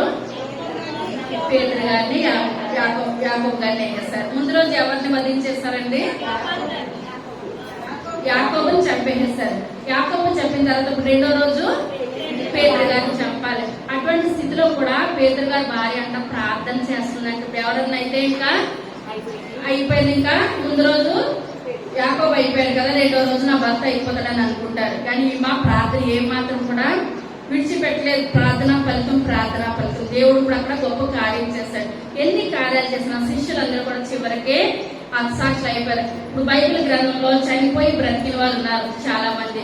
కొంతకాలమైన వాళ్ళు ఏం చేస్తారు? మరలా చనిపోయారు. లైఫ్గా బ్రతికుండలేదు. ఇద్దరే ఎత్తబడ్డారు, ఏలియా, హానోకు. వాళ్ళిద్దరు ఎత్తబడ్డారు. మళ్ళా చివరిలో మళ్ళీ భూమి మీదకి వాళ్ళు వస్తారు. ప్రతి ఒక్కరు కూడా చనిపోవాలి. ప్రతి ఒక్కరు మరణము ఉన్నది, కానీ బ్రతుకుతున్నారు. మరలా కొంతకాలానికి చనిపోవాలి. ఎవరైనా సరే పుట్టుట వింటుట కొరకే. ఇక్కడ కూడా యాకోబు గారు చనిపోయారు. కానీ పేతురు గారి భార్య అనుకుంటుంది మేము ఎంతకాలం బ్రతికేమన్నది కాదు, కానీ బ్రతికినంత కాలం కూడా దేవుడికి నమ్మకంగా యథార్థంగా జీవించాలి అని ఒకటే తలంపులో ఉండగా ఆ టైంలో అయితే పేతురు గారిని బయటకి దేవుని యొక్క దూత విడుదల దయచేస్తుంది. కొంత పరిచయం చేశారు. పరిచయం చేస్తూ ఉండగా ఇప్పుడు ఏంటంటే ఇప్పుడు ఈ వాక్యం అంతట్లో చూసినట్లయితే తీయొద్దు, కానీ సాయంత్రం 31లో ఉంటాయి. ఎటువంటి స్త్రీ అండి? జ్ఞానవంతురాలైన స్త్రీ. ఇప్పుడు స్త్రీకి మొట్టమొదటిగా ఏముండాలి? జ్ఞానం ఉండాలి. జ్ఞానం ఎక్కువైపోయింది ఎవరికి? సొలొమోనుకి ఎక్కువైపోయి ఏం చేశాడు ఆయన? జ్ఞానాన్ని అంతటిని కూడా వివాహాలకు ఉపయోగించాడు. కానీ ఇప్పుడు 31లో ఉన్న స్త్రీ అలా కాదండి. ఏం చేస్తుంది? తన కుటుంబాన్ని చక్కబెట్టుకుండడం వల్ల తన భర్తని ఎక్కడ మంచి అనిపించుకుంటున్నారో గౌనుల యొక్క బయట అంటే మగవాళ్ళందరూ కూర్చుంటారు కదా, కూర్చున్నప్పుడు చెప్పుకుంటారంటే ఏమని? మరి ఇక్కడ ఆడవాళ్ళు ఉన్న జీవితాలన్నీ కూడా ఎవరు చెప్పుకుంటారంటండి? ఆడవాళ్ళు చెప్పుకుంటారు, మగవాళ్ళు చెప్పుకుంటారు. కానీ స్త్రీల గురించి పలానా వాళ్ళు భార్య ఉన్నది, చాలా గుణవంతురాలు, చాలా ముందని ఎవరు చెప్పుకుంటారంటండి? పురుషులు చెప్పుకుంటారంట. 31లో ఉన్న స్త్రీ గురించి, జ్ఞానవంతురాలైన స్త్రీ, ఇంత మంచి స్త్రీ వచ్చింది, పలానా కుటుంబాన్ని నిలవబెట్టిందండి అని అక్కడ అందరూ చెప్పుకుంటూ ఎవరు గౌరవం అండి? పురుషుడికి చాలా గౌరవం. ఇక్కడ చూసుకున్నట్లయితే ఇప్పుడు అక్కడ పేతురు గారు బయటకు వచ్చేసారు. మరలా ఇప్పుడు నీరో చక్రవర్తి కాలం వచ్చేసేసింది. నీరో చక్రవర్తి కాలం వచ్చేసినప్పుడు అక్కడ యూదులందరికీ కఠినమైన శ్రమలు, కఠినమైన హింసలు. ఎవరైతే యూదులుగా ఉన్నారో, ఎవరైతే దేవుడిని విశ్వసిస్తున్నారో, దేవుడు మాట అన్నా సరే ఎవరు కూడా అసలు వాళ్ళు చంపేయాలి. ఎందుకంటే రోమన్ ప్రభుత్వం ఆ విధంగా అమలు చేసేసింది. అమలు చేసిన కాలంలో ఎవరున్నారండి? పేతురు గారు యొక్క భార్య నీరో చక్రవర్తి అన్నమాట. నీరో చక్రవర్తి పరిపాలిస్తున్నాడు. హిట్లర్ కాలంలో అయితే 60 లక్షల మంది యూదులంతా కోసేశారు. ఎంతమందినండి? 60 లక్షల మంది కేవలం దేవుడు నమ్ముకున్న వాళ్ళే, యూదులనే. దేవుడు నమ్ముకున్న వాళ్ళందరినీ కూడా హిట్లర్ ఏం చేశాడు? 60 లక్షల మందిని చంపేసాడు. వాళ్ళందరూ కూడా హతసాక్షి అయిపోయారు. హతసాక్షి హిట్లర్ తర్వాత నీరో చక్రవర్తి వచ్చాడు. ఇప్పుడు నీరో చక్రవర్తి కాలంలో ప్రతి ఏం చేస్తాడంటే యూదులందరినీ చంపాలని ఒక నిర్ణయానికి నీరో చక్రవర్తి వచ్చేసాడు అనమాట. అక్కడ ఉన్న గర్భవతులను చూడట్లేదు, చంటి పిల్లలను చూడట్లేదు, ఎవరు పెద్దవాళ్ళని చూడట్లేదు, ఎవరిని చూడట్లేదు. ఎవరైతే యూదుల కింద ఉంటారో వాళ్ళందరినీ కూడా అతను ఏం చేస్తున్నాడో నీరో చక్రవర్తి చంపేస్తున్నాడు అనమాట. రోజుకొద్దు కోసేస్తున్నాడు. తారు డబ్బాల్లో బ్రతుకున్న వాళ్ళు ముంచుతున్నాడు. తారు డబ్బాల్లో ముంచు వాళ్ళకు అగ్గుపుల్లా చేసేస్తున్నాడు. వాళ్ళు తారుతో కాలడం అంటే ఆశమాష మాటలు కాదు. ఆ విధంగా వాళ్ళ అమ్మో బాబు అంటే నీరో చక్రవర్తి బేర్ చేస్తున్నాడండి. ఆనందిస్తున్నాడు, పండగ చేసుకుంటున్నాడు. కొంతమందిని అయితే వాళ్ళ మీద వేడి నూనె పోసేసి అంటించేస్తున్నాడు. ఎవరు యూదులన్న మాట అక్కడ ఉండదు, దేవుడు అన్న మాట అక్కడ ఉండదు. ఈ రకంగా భయంకరమైన హింసలు చేసేస్తున్నాడు, భయంకరమైన చిత్ర హింసలు చేసేస్తున్నాడు. ఆ చేసేస్తా ఉన్న సమయంలో ఇటువంటి భయంకరమైన సమయంలో వ్యాధి వచ్చిందంటే అక్కడ వాళ్ళకి ఏం వ్యాధి వచ్చిందంటే ప్లేగ్ వ్యాధి వచ్చిందండి. ఎప్పుడైనా విన్నారా? దేని ద్వారా వస్తుంది ప్లేగ్ వ్యాధి? ఎలకల ద్వారా వస్తుంది అనమాట. అది ఎలా వస్తుంది? ఎలకల ద్వారా వస్తుంది. ఆ ఎలకల ద్వారా ప్లేగ్ వ్యాధి వస్తే ఇప్పుడు నీరో చక్రవర్తి అంటున్నాడంట అది యూదుల ద్వారానే ఆ వ్యాధి వచ్చేసింది తప్పించి ఏదైనా ఎవరి మీద పెడుతున్నారు? యూదుల మీదకే. దేవుడు నమ్ముకున్న బిడ్డల మీదకే. యూదులు మన దేశంలో ఉన్నందుకే ఈ వ్యాధి వచ్చింది, లేకపోతే ఈ వ్యాధి రాదు. కనుక ఇప్పుడు వీళ్ళందరినీ ఇప్పుడు ఏం చేయాలి? ఇంకా చంపాలి. కనుక కొత్త ప్రణాళిక పెట్టాడంటే ఏమనంటే ఇప్పుడు అక్కడ మనం ఎవరికి వాళ్ళు ఇక్కడ ఏరియాలో ఇల్లులు కట్టుకొని ఇప్పుడు ఈ ఇల్లులు కట్టుకోవడానికే వాళ్ళ స్తోమతకు మించి అప్పులు చేసుకున్న బాధలు కూడా ఎన్నో కట్టుకుంటే ఒక పెద్ద వచ్చి లైన్ గా మంచిగా మళ్ళా రోడ్లు ఏం చేస్తాను ఇళ్ళన్నీ కొట్టేస్తానంటే ఎలా ఉంటదండి? దుఃఖం. ఇప్పుడు ఇదంతా కూడా సగం అప్పుతో కూడిన పనిలో ఉండగా మరలా కట్టుకోవాలనంటే సాధ్యం ఏమాత్రం కూడా కాదు. నీరో చక్రవర్తి అనుకున్నాడట నేనున్న ఏరియా ఈ విధంగా కాదు, నేను మరలా కొత్త రోడ్లు వేయించి నేను ఏం చేస్తాను మంచిగా నేను కడతాను, ఈ రకంగా ఉండాలని అంటే ఇదంతా కూడా పడగొట్టేయాలంటే ఎవరు ఒప్పుకుంటారండి? ఎవరు కూడా ఒప్పుకోలేని స్థితిలో ఇప్పుడు ఏదైనా చాటును ఇప్పుడు ఏం చేస్తాడంటే అగ్గిపుల్లు వెలిగించేసి ఆ యొక్క రోమన్ పట్టణం అంతా కూడా తగలబడిపోతుంటే ఇంత లోన్ నుంచి అని ఏం చేస్తాడంటే పిడేలు వాయించున్నాడంటే ఏంటంటే ఎందువల్లనంటే ఇప్పుడు నా ద్వారా సాధ్యం కానిది దొంగ మనుషులు పెట్టకుండా అది ఏం చేస్తారు ఆ పట్టణాన్ని అంతా కూడా తగలు పెట్టేసేసారు, కాల్ చేసేది అది అలోపలు చండి పిల్లలు గబా లోన్ నుంచి వచ్చేసి రకరకాలుగా బాధలు పడుతున్నప్పుడు ఇతను ఏం చేస్తున్నాడంటే పిడేలు వాయిస్తున్నాడు, సంతోషిస్తున్నాడు.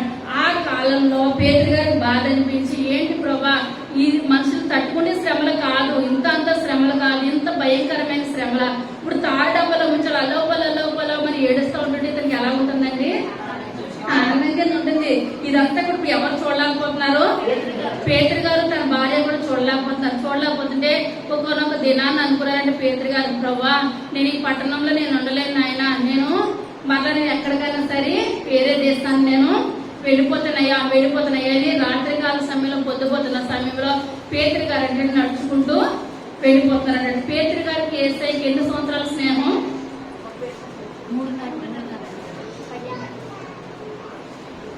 చిన్నప్పటి నుంచి కూడా స్నేహమే. 33.5 సంవత్సరాలు కలిసి ఒక చోట పెరిగారు. ఎక్కువైనా ఇప్పుడు పేతురు గారు ఇంట్లో ఉన్నారు. ఇప్పుడు మనకి ఎక్కువగా ఒక మొక్కమే చూస్తున్నాం అనుకోండి, చూస్తుంటే సడన్ గా వచ్చినా మనకేం కొత్త అనిపిస్తుంది అంటారా?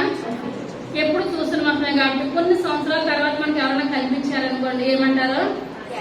అమ్మ నేను చూసినాను చాలా కాలం గుర్తు. ఎందువల్లంటే ఎంత వెయిట్ పెరగవచ్చు తగ్గొచ్చు, ఎలా పడితే అలాగ ఉండొచ్చు. ఎందువల్లంటే శరీరం మనం ఏమి కూడా చేయలేము, పెరుగుతుంది తగ్గుతుంది. కానీ ఇప్పుడు ఏసై ఆరంభమయ్యేప్పటికి ఎన్నో దినాలు కాలేదు. ఇప్పుడు ఏ టైంలో వచ్చినా ఇప్పుడు పేతురు గారు ఏసైని గుర్తుపడతారు. గుర్తుపడతారా? గుర్తుపడతారు. ఇప్పుడు పేతురు గారు వెళ్ళిపోతూ ఉంటున్నారు, బాధపడుతూ ఏంటైనా నీరో చక్రవర్తి బాధపడలేకపోతున్నాము, ప్రతి ఒక్కరు ఇంత కేకలు వేసేస్తుంటే తట్టుకోలేకపోతున్నాం అని అనుకుని వెళ్ళిపోతూ ఉంటుంటే యేసయ్య ఎదురొస్తున్నారట.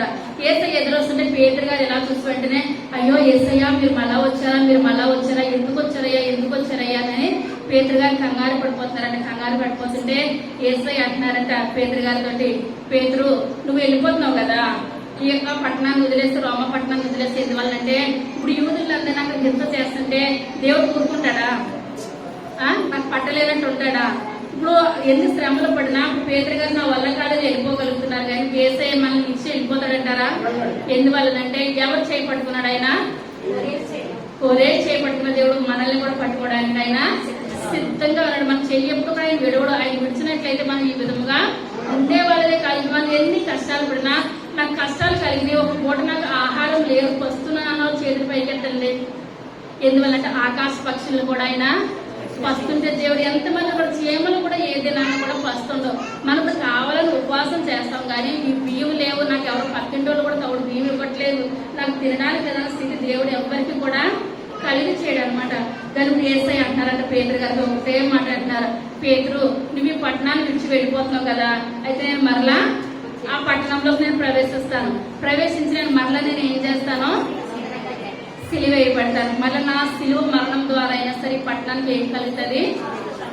గొప్ప రక్షణ కలుగుతుంది, గొప్ప స్వస్థత కలుగుతుంది. ఇంకేం మాట్లాడతారు? ఒక్క మాట చాలు పేతురు గారికి. ఏం మాట అండి? ఆ ఒక్క మాట చాలు, సిలువ అన్న మాట చాలు. అంటే పేతురు గారు అంటారంట, వద్దు ప్రభా, ఆ యొక్క మరణాన్ని నేనే భరిస్తానయ్యా, ఆ యొక్క వేదనను నేనే భరిస్తాను, మీరే మాత్రం కూడా వెళ్ళొద్దు ప్రభా అని చెప్పినప్పుడు యేసయ్య వెళ్ళిపోయారంట. వెళ్ళిపోయినప్పుడు మళ్ళా పేతురు గారు మళ్ళా రోమన్ పట్టణంలోనికి వచ్చేసినప్పుడు అక్కడ ఆ రోజుల్లోనంటే కొంతకాలం తర్వాత అక్కడ స్పెయిన్ రాజు ఏం చేస్తున్నాడంట, పరిపాలన చేస్తున్నాడు. యూదులందరినీ ఇప్పుడు ఏం చేస్తాడంటే మిమ్మల్ని వేరే దేశానికి తీసుకువెళ్తానని ఆ యొక్క దినాల్లో ప్రయాణాలు ఏంటండి, కాలినడక, ఇంకొకటి సరే చెప్పట్లేదు, వాడల ప్రయాణం అనమాట. ఏంటంటే ఇప్పుడు ఒంటెలు ఉన్నాయి, గాడిదలు ఉన్నాయి, ఇవన్నీ ఉన్నాయి. ఇప్పుడు ఎక్కువ ఈ దేశాన్ని మీద వేరే దేశం వెళ్ళాలంటే వాడల్లో ప్రయాణం చేస్తారనమాట. ఇప్పుడు స్పెయిన్ రాజు ఇప్పుడు ఏం చేస్తాడంటే అండి, ఫిలిప్ అన్న వ్యక్తి మీ అందరినీ కూడా వేరే దేశం నేను పంపిస్తాను, అక్కడ మంచిగా పనులు ఉన్నాయి, మీరు పనులు చేసుకుని బ్రతికి దిగారని జనాలందరినీ కిక్కిరిసి వాడలో ఎక్కించేసి ఆ వాడ మధ్యదారిలోకి వెళ్ళిన తర్వాత బాంబులు పెట్టి పేల్చేస్తాడంట. ఏం చేస్తాడంటే యూదుల్ని బాంబుల్ని పెట్టి పేల్చేసేస్తాడు. బాంబులు పెట్టి పేల్చేసేస్తే ఎందువల్లంటే అన్ని లక్షల మంది అనమాట జనాలు ఒక్కసారి బాంబులు పెట్టి పేల్చేస్తే వాళ్ళలో ఉన్న రక్తం అంటే సముద్రంలో కొన్ని నెలలో రక్తమే పారిందంటే అండి. ఇప్పుడు సముద్రంలో ఏదైనా వేస్తే ఉంటుందంటారా? ఇప్పుడు కొన్ని మంచినీళ్ళు పట్టుకెళ్ళి సముద్రంలో వేస్తే మంచినీరు అవుతుంది, ఉప్పు నీరు అవుతుందా? ఉప్పు నీరే అవుతుంది. కానీ ఎందుకంటే అంతమంది మనుషుల్ని ఆ వాడలో తీసుకొని వెళ్ళి పేల్చేసాడు. వాళ్ళలో ఉన్న రక్తము కొన్ని నెలలు ఎలా మారిందంటే ఎర్రగా నా ఉప్పు నీరు అంతా పోయి రక్తమే ఏరుల కింద పారిపోయిందంటే, రక్తమే ఏరుల కింద వెళ్ళిపోయింది. అటువంటి స్థితిలో ఇప్పుడు ఆ యొక్క పేతురు గారి భార్య కన్నీరు కాచి ప్రార్థన చేస్తున్నారంట. యేసయ్యా సహాయం దయచేయండి అయ్యా, యూదులను రక్షించండి అయ్యా, యూదులకు గొప్ప విడుదలను దయచేయండి అయ్యా, మీరు సహాయం చేస్తారు తప్పించి వేరే చోట నుంచి మాకు సహాయము ఎంత మాత్రం రాదు అని ప్రార్థన చేస్తున్న సమయంలో ఇప్పుడు వాళ్ళు ఏం చేస్తారంటే పేతురు గారి భార్యను కూడా పట్టుకుని వెళ్ళి ఇప్పుడు ఏం చేస్తారంటే చెరసాలలో వేసేస్తారంటే ప్రార్థన ఫలితం వచ్చిందా? చెరసాలు వేసే దగ్గర ఎక్కడ వచ్చిందండి? మనకు అనిపిస్తుంది, కానీ వాళ్ళిద్దరూ ఇష్టంగా ఎక్కడికి వెళ్ళిపోయారు? చెరసాలలోకి వెళ్ళిపోయారు. ఏదైనా సరే మేము ఎంతకాలం బ్రతికేవాళ్ళం కదా, ముందు నాకు చెప్పినాం కదా, కొన్నాళ్ళు బ్రతకొచ్చు. పేతురు గారిని కూడా రక్షించాడు దేవుడు చెరసాలలో నుంచి. రక్షించాడు లైఫ్ లాంగ్ ఆయన అలాగే ఉన్నాడా?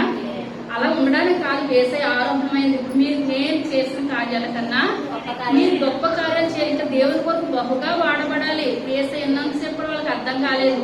అందుకని అనేవారు పరిశీలన శాస్త్రం నాకు చెప్పాను కదా, నీ శిష్యుల చేతులు కడుక్కోకుండా భోజనం చేస్తున్నారు, అవి చేస్తున్నారు. ఎప్పుడైతే యేసయ్య ఈ లోకం నుంచి ఆరోహణం అయ్యారో యేసయ్య కన్నా బలంగా ఏం చేస్తారండి, వాళ్ళు పరిచయంలో కొనసాగారు అనమాట. ఇప్పుడు వీళ్ళిద్దరిని చెరసాలలో వేసేసారు, పేతురు గారి భార్య అని. చెరసాలలో వేసేసి ఇప్పుడు ముందు రోజు పేతురు గారి భార్యని బయటికి రప్పించారు. బయటికి రప్పించారు, నువ్వు రా, నీ యొక్క చంపేస్తాము, నేను తల తీసేస్తామని అంటున్నారు. తల తీసేస్తామంటే స్త్రీ ఇప్పుడు ఏం కలుగుతుందండి? భయం కలుగుతుంది. అమ్మ నా తల తీసేస్తారంట, నా తల తీసేస్తారంట. ఇప్పుడు భార్యని తల తీసేస్తారని వెళ్ళిపోతుంటే భర్తకి చూస్తూ ఊరుకోగలుగుతాడని ఏ భర్త అయినా సరే, లెగలేని భర్త అయినా భార్య అని ఒక మాట అంటే బాధ అనిపిస్తుంది అనమాట. అయ్యో నా భార్యని ఎందుకు వెళ్తాంటారు. కానీ ఇప్పుడు ఈయన ఎలా తీసుకెళ్తానంటున్నారు? చంపేయడానికి తీసుకెళ్తానంటారు. చంపేయడానికి తీసుకెళ్తానంటే పేతురు గారి నోటంటే ఒక్క మాట కూడా రాలేదు. కానీ పేతురు గారి భార్య అంటుందంట, నన్ను చంపేయడానికి తీసుకెళ్తారని మీరు బాధపడతారేమో, మీరు ఎవరిని జ్ఞాపకం చేసుకోవాలి? దేవుని జ్ఞాపకం చేసుకోవాలి. ఇంతే, నేను చనిపోతున్నానని కాదు.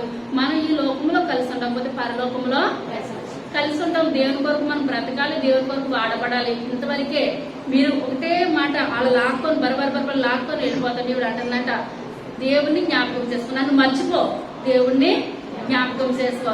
ఆ ఒక్క మాటతోటి వీడిని బయటకు తీసుకెళ్లారు. తల ఏం చేస్తారండి? తల నరికేసేసారు. తల నరికేస్తారన్న వార్త ఎవరి దగ్గరకు వచ్చింది? పేతురు గారి దగ్గరకు వచ్చింది. పేతురు గారి దగ్గరకు వచ్చినప్పుడు పేతురు గారికి మాటలు వస్తాయా? ఏ మాత్రం కూడా మాటలు రావు. కానీ నేను అనుకుంటున్నారు, నాయన నేను ఇంకా బలంగా వాడబడతాను. ఒకవేళ నా ప్రార్థన సరిపోలేదేమో, నా ప్రార్థనకి ఇంకా శక్తి చాలలేదేమో, బలము చాలలేదేమో. బలం లేని ప్రార్థన చేస్తున్నారు, బలం కలిగిన ప్రార్థన చేస్తున్నారా? వీళ్ళు బలము కలిగిన ప్రార్థనే చేస్తున్నారు. కేఫానిగా ఏమని చెప్పానండి? రాయి బండలాగా ఆయన హృదయం మాడిపోయి దేవుని కొరకు పరిగెడుతున్నారు, ప్రార్థన చేస్తున్నారు. బండను కొట్టగా ఏమైంది? నీరు అనగా వాక్యము. ప్రార్థనలో ఉన్నారు, వాక్యంలో ఉంటున్నారు. అటువంటి కుటుంబానికి కష్టాలు వచ్చేసినాయి. తల చిరఛేదనం చేసేస్తారు. చిరఛేదనం చేసేసాక మళ్ళీ భర్తను పిలుస్తున్నారు. రెండో రోజు, రా నిన్ను ఏం చేస్తాము? చంపేస్తాం అన్నదప్పుడు పేతురు గారు ఒకటే మాట అంటున్నారంట, నా భార్య తల చిరఛేదనం చేసేస్తారు కదా, యేసయ్యని ఇలా తల పైకెట్టి కాలు కిందకెట్టి సిలివేస్తారు కదా, నేను అంతకన్నా ఘోరమైన పాపిని, నన్ను అలాగే వేయద్దు, నా తల కిందకి పెట్టి కాళ్ళు పైకి పెట్టి చిరఛేదనం నన్ను చేస్తాను, అలాగే నన్ను చంపేయండి. నన్ను ఎన్ని శ్రమలు పెట్టినా సరే నేను ఎలా జీవిస్తానో దేవుని కొరకే జీవిస్తాను తప్పించి వేరే మాట అంటే నన్ను ఒప్పుకుంటా ఏ మాత్రం కూడా రాదు. ఇప్పుడు ఇటువంటి పేదలు యేసయ్యని సిలివేసినప్పుడు ఎక్కడికి వెళ్ళిపోయాడు? ఆయన భయపడిపోయాడు. ఆయన దాక్కుండిపోయినప్పుడు ఎవరు వచ్చారు పేదరు గారిని లేపడానికి? ఆ కోడి కాదండి, ఇప్పుడు ఆయన పెందల కడనే వెళ్ళారు కదా స్త్రీలు. ఇప్పుడు ఆ స్త్రీలు వచ్చి ఇప్పుడు ఎవరి దగ్గరకు వచ్చారు? పేదరు గారి దగ్గరకు వచ్చారు. స్త్రీలు వచ్చి చెప్తున్నారు ఏమని? యేసయ్య సమాధిలో ఏ మాత్రం కూడా లేరు అని చెప్పినప్పుడు ఈయన వచ్చారన్నమాట. తెలుసుకోవడానికి వెళ్ళాడైనా 3వ దినాలు లేస్తారని 10 సార్లు చెప్తున్నారు. పేదరి ఇంట్లో కూడా 7 ఇంట్లో అనేకమైన వాక్యాలు చెప్పారు. ఆయన కొంచెం బయట అంటే అదో అనుకోవచ్చు, 7 ఇంట్లోనే చెప్పారు. చెప్పినప్పుడు ఇది ఒక్క మాట అయితే గుర్తుందంటారా?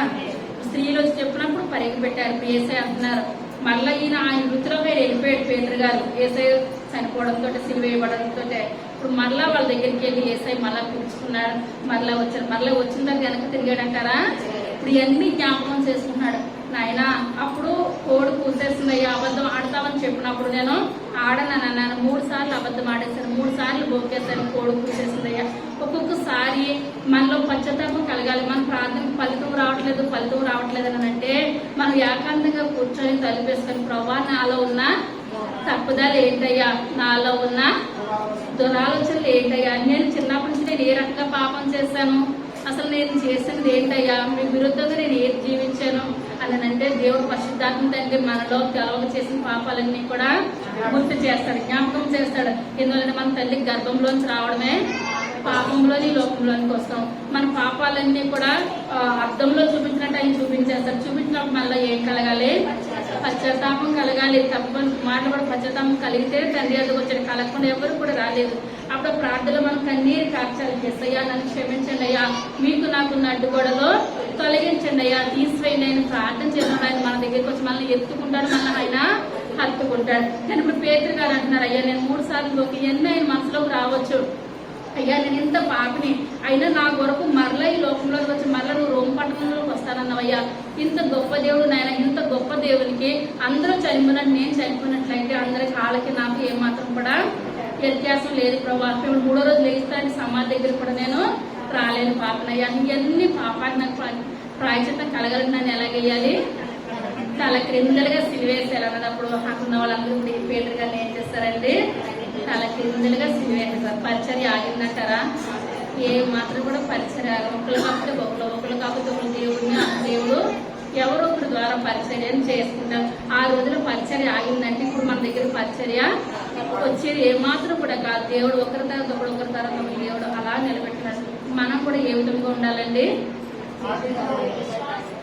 విశ్వాసురాలైన ఏం పేరు? పెర్సికోవా. ఇతర గారి భార్య పేరు పెర్సిక్యోవా.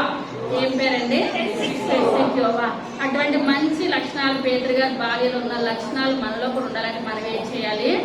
ప్రార్థన చేయాలి. కష్టం వచ్చిన దేవుని దూషించేస్తామా? కష్టాలు మనుషులకు రాకపోతే ఎవరికి వస్తాయంటే మానులకైతే వస్తాయంటారా? ఏది కూడా కాదు. మనకు వస్తాయి కష్టాలు వస్తాయి, నష్టాలు వస్తాయి, బాధలు వస్తాయి. దేవుని చెప్పమంటే యోగుకి మొదటి కన్నా రెండంతలా ఆశీర్వాదం ఇచ్చాడు. మనం దేవుడిచ్చిన ఆశీర్వాదం కొరకే ఎదురు చూడాలి కానీ వేరేదేది కూడా కాదు. మరి ఇప్పుడు ఇద్దరు చనిపోయారు, మరి వాళ్ళకి ఆశీర్వాదాలు వచ్చినాయి అంటారా? బైబిల్ గ్రంథంలో నిలబడిపోయారు. పౌలు గారు సాక్షిస్తున్నారంటే అంతకు మించిన ఆనందము ఇంకోటి ఏమాత్రం కూడా లేదు. వీళ్ళకి ఎక్కడ స్థానం దేవుడు ఇచ్చాడండి? పరలోక రాజ్యం ఇచ్చాడు. మనకు కూడా పరలోక రాజ్యంలో స్థానం ఇవ్వాలని వాళ్ళందరూ పైకి వేసించుందాం.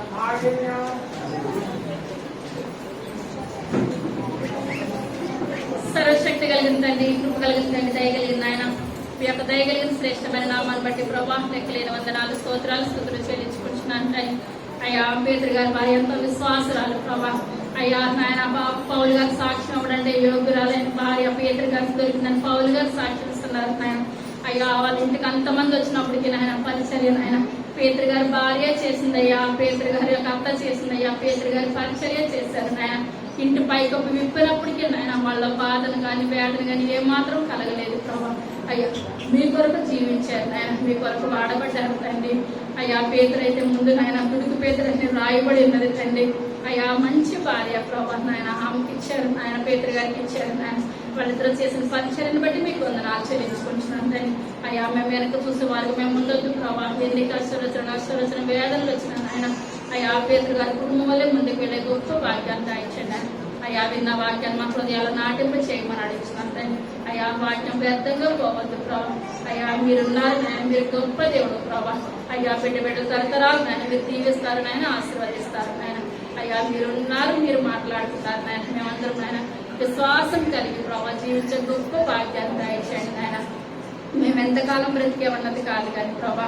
అయ్యా మేము ఎంతసేపు మీ యొక్క సన్నిధిలో స్థుతించిన అన్నది మేము గుర్తెరిగే గొప్ప భాగ్యాన్ని దాయించండి.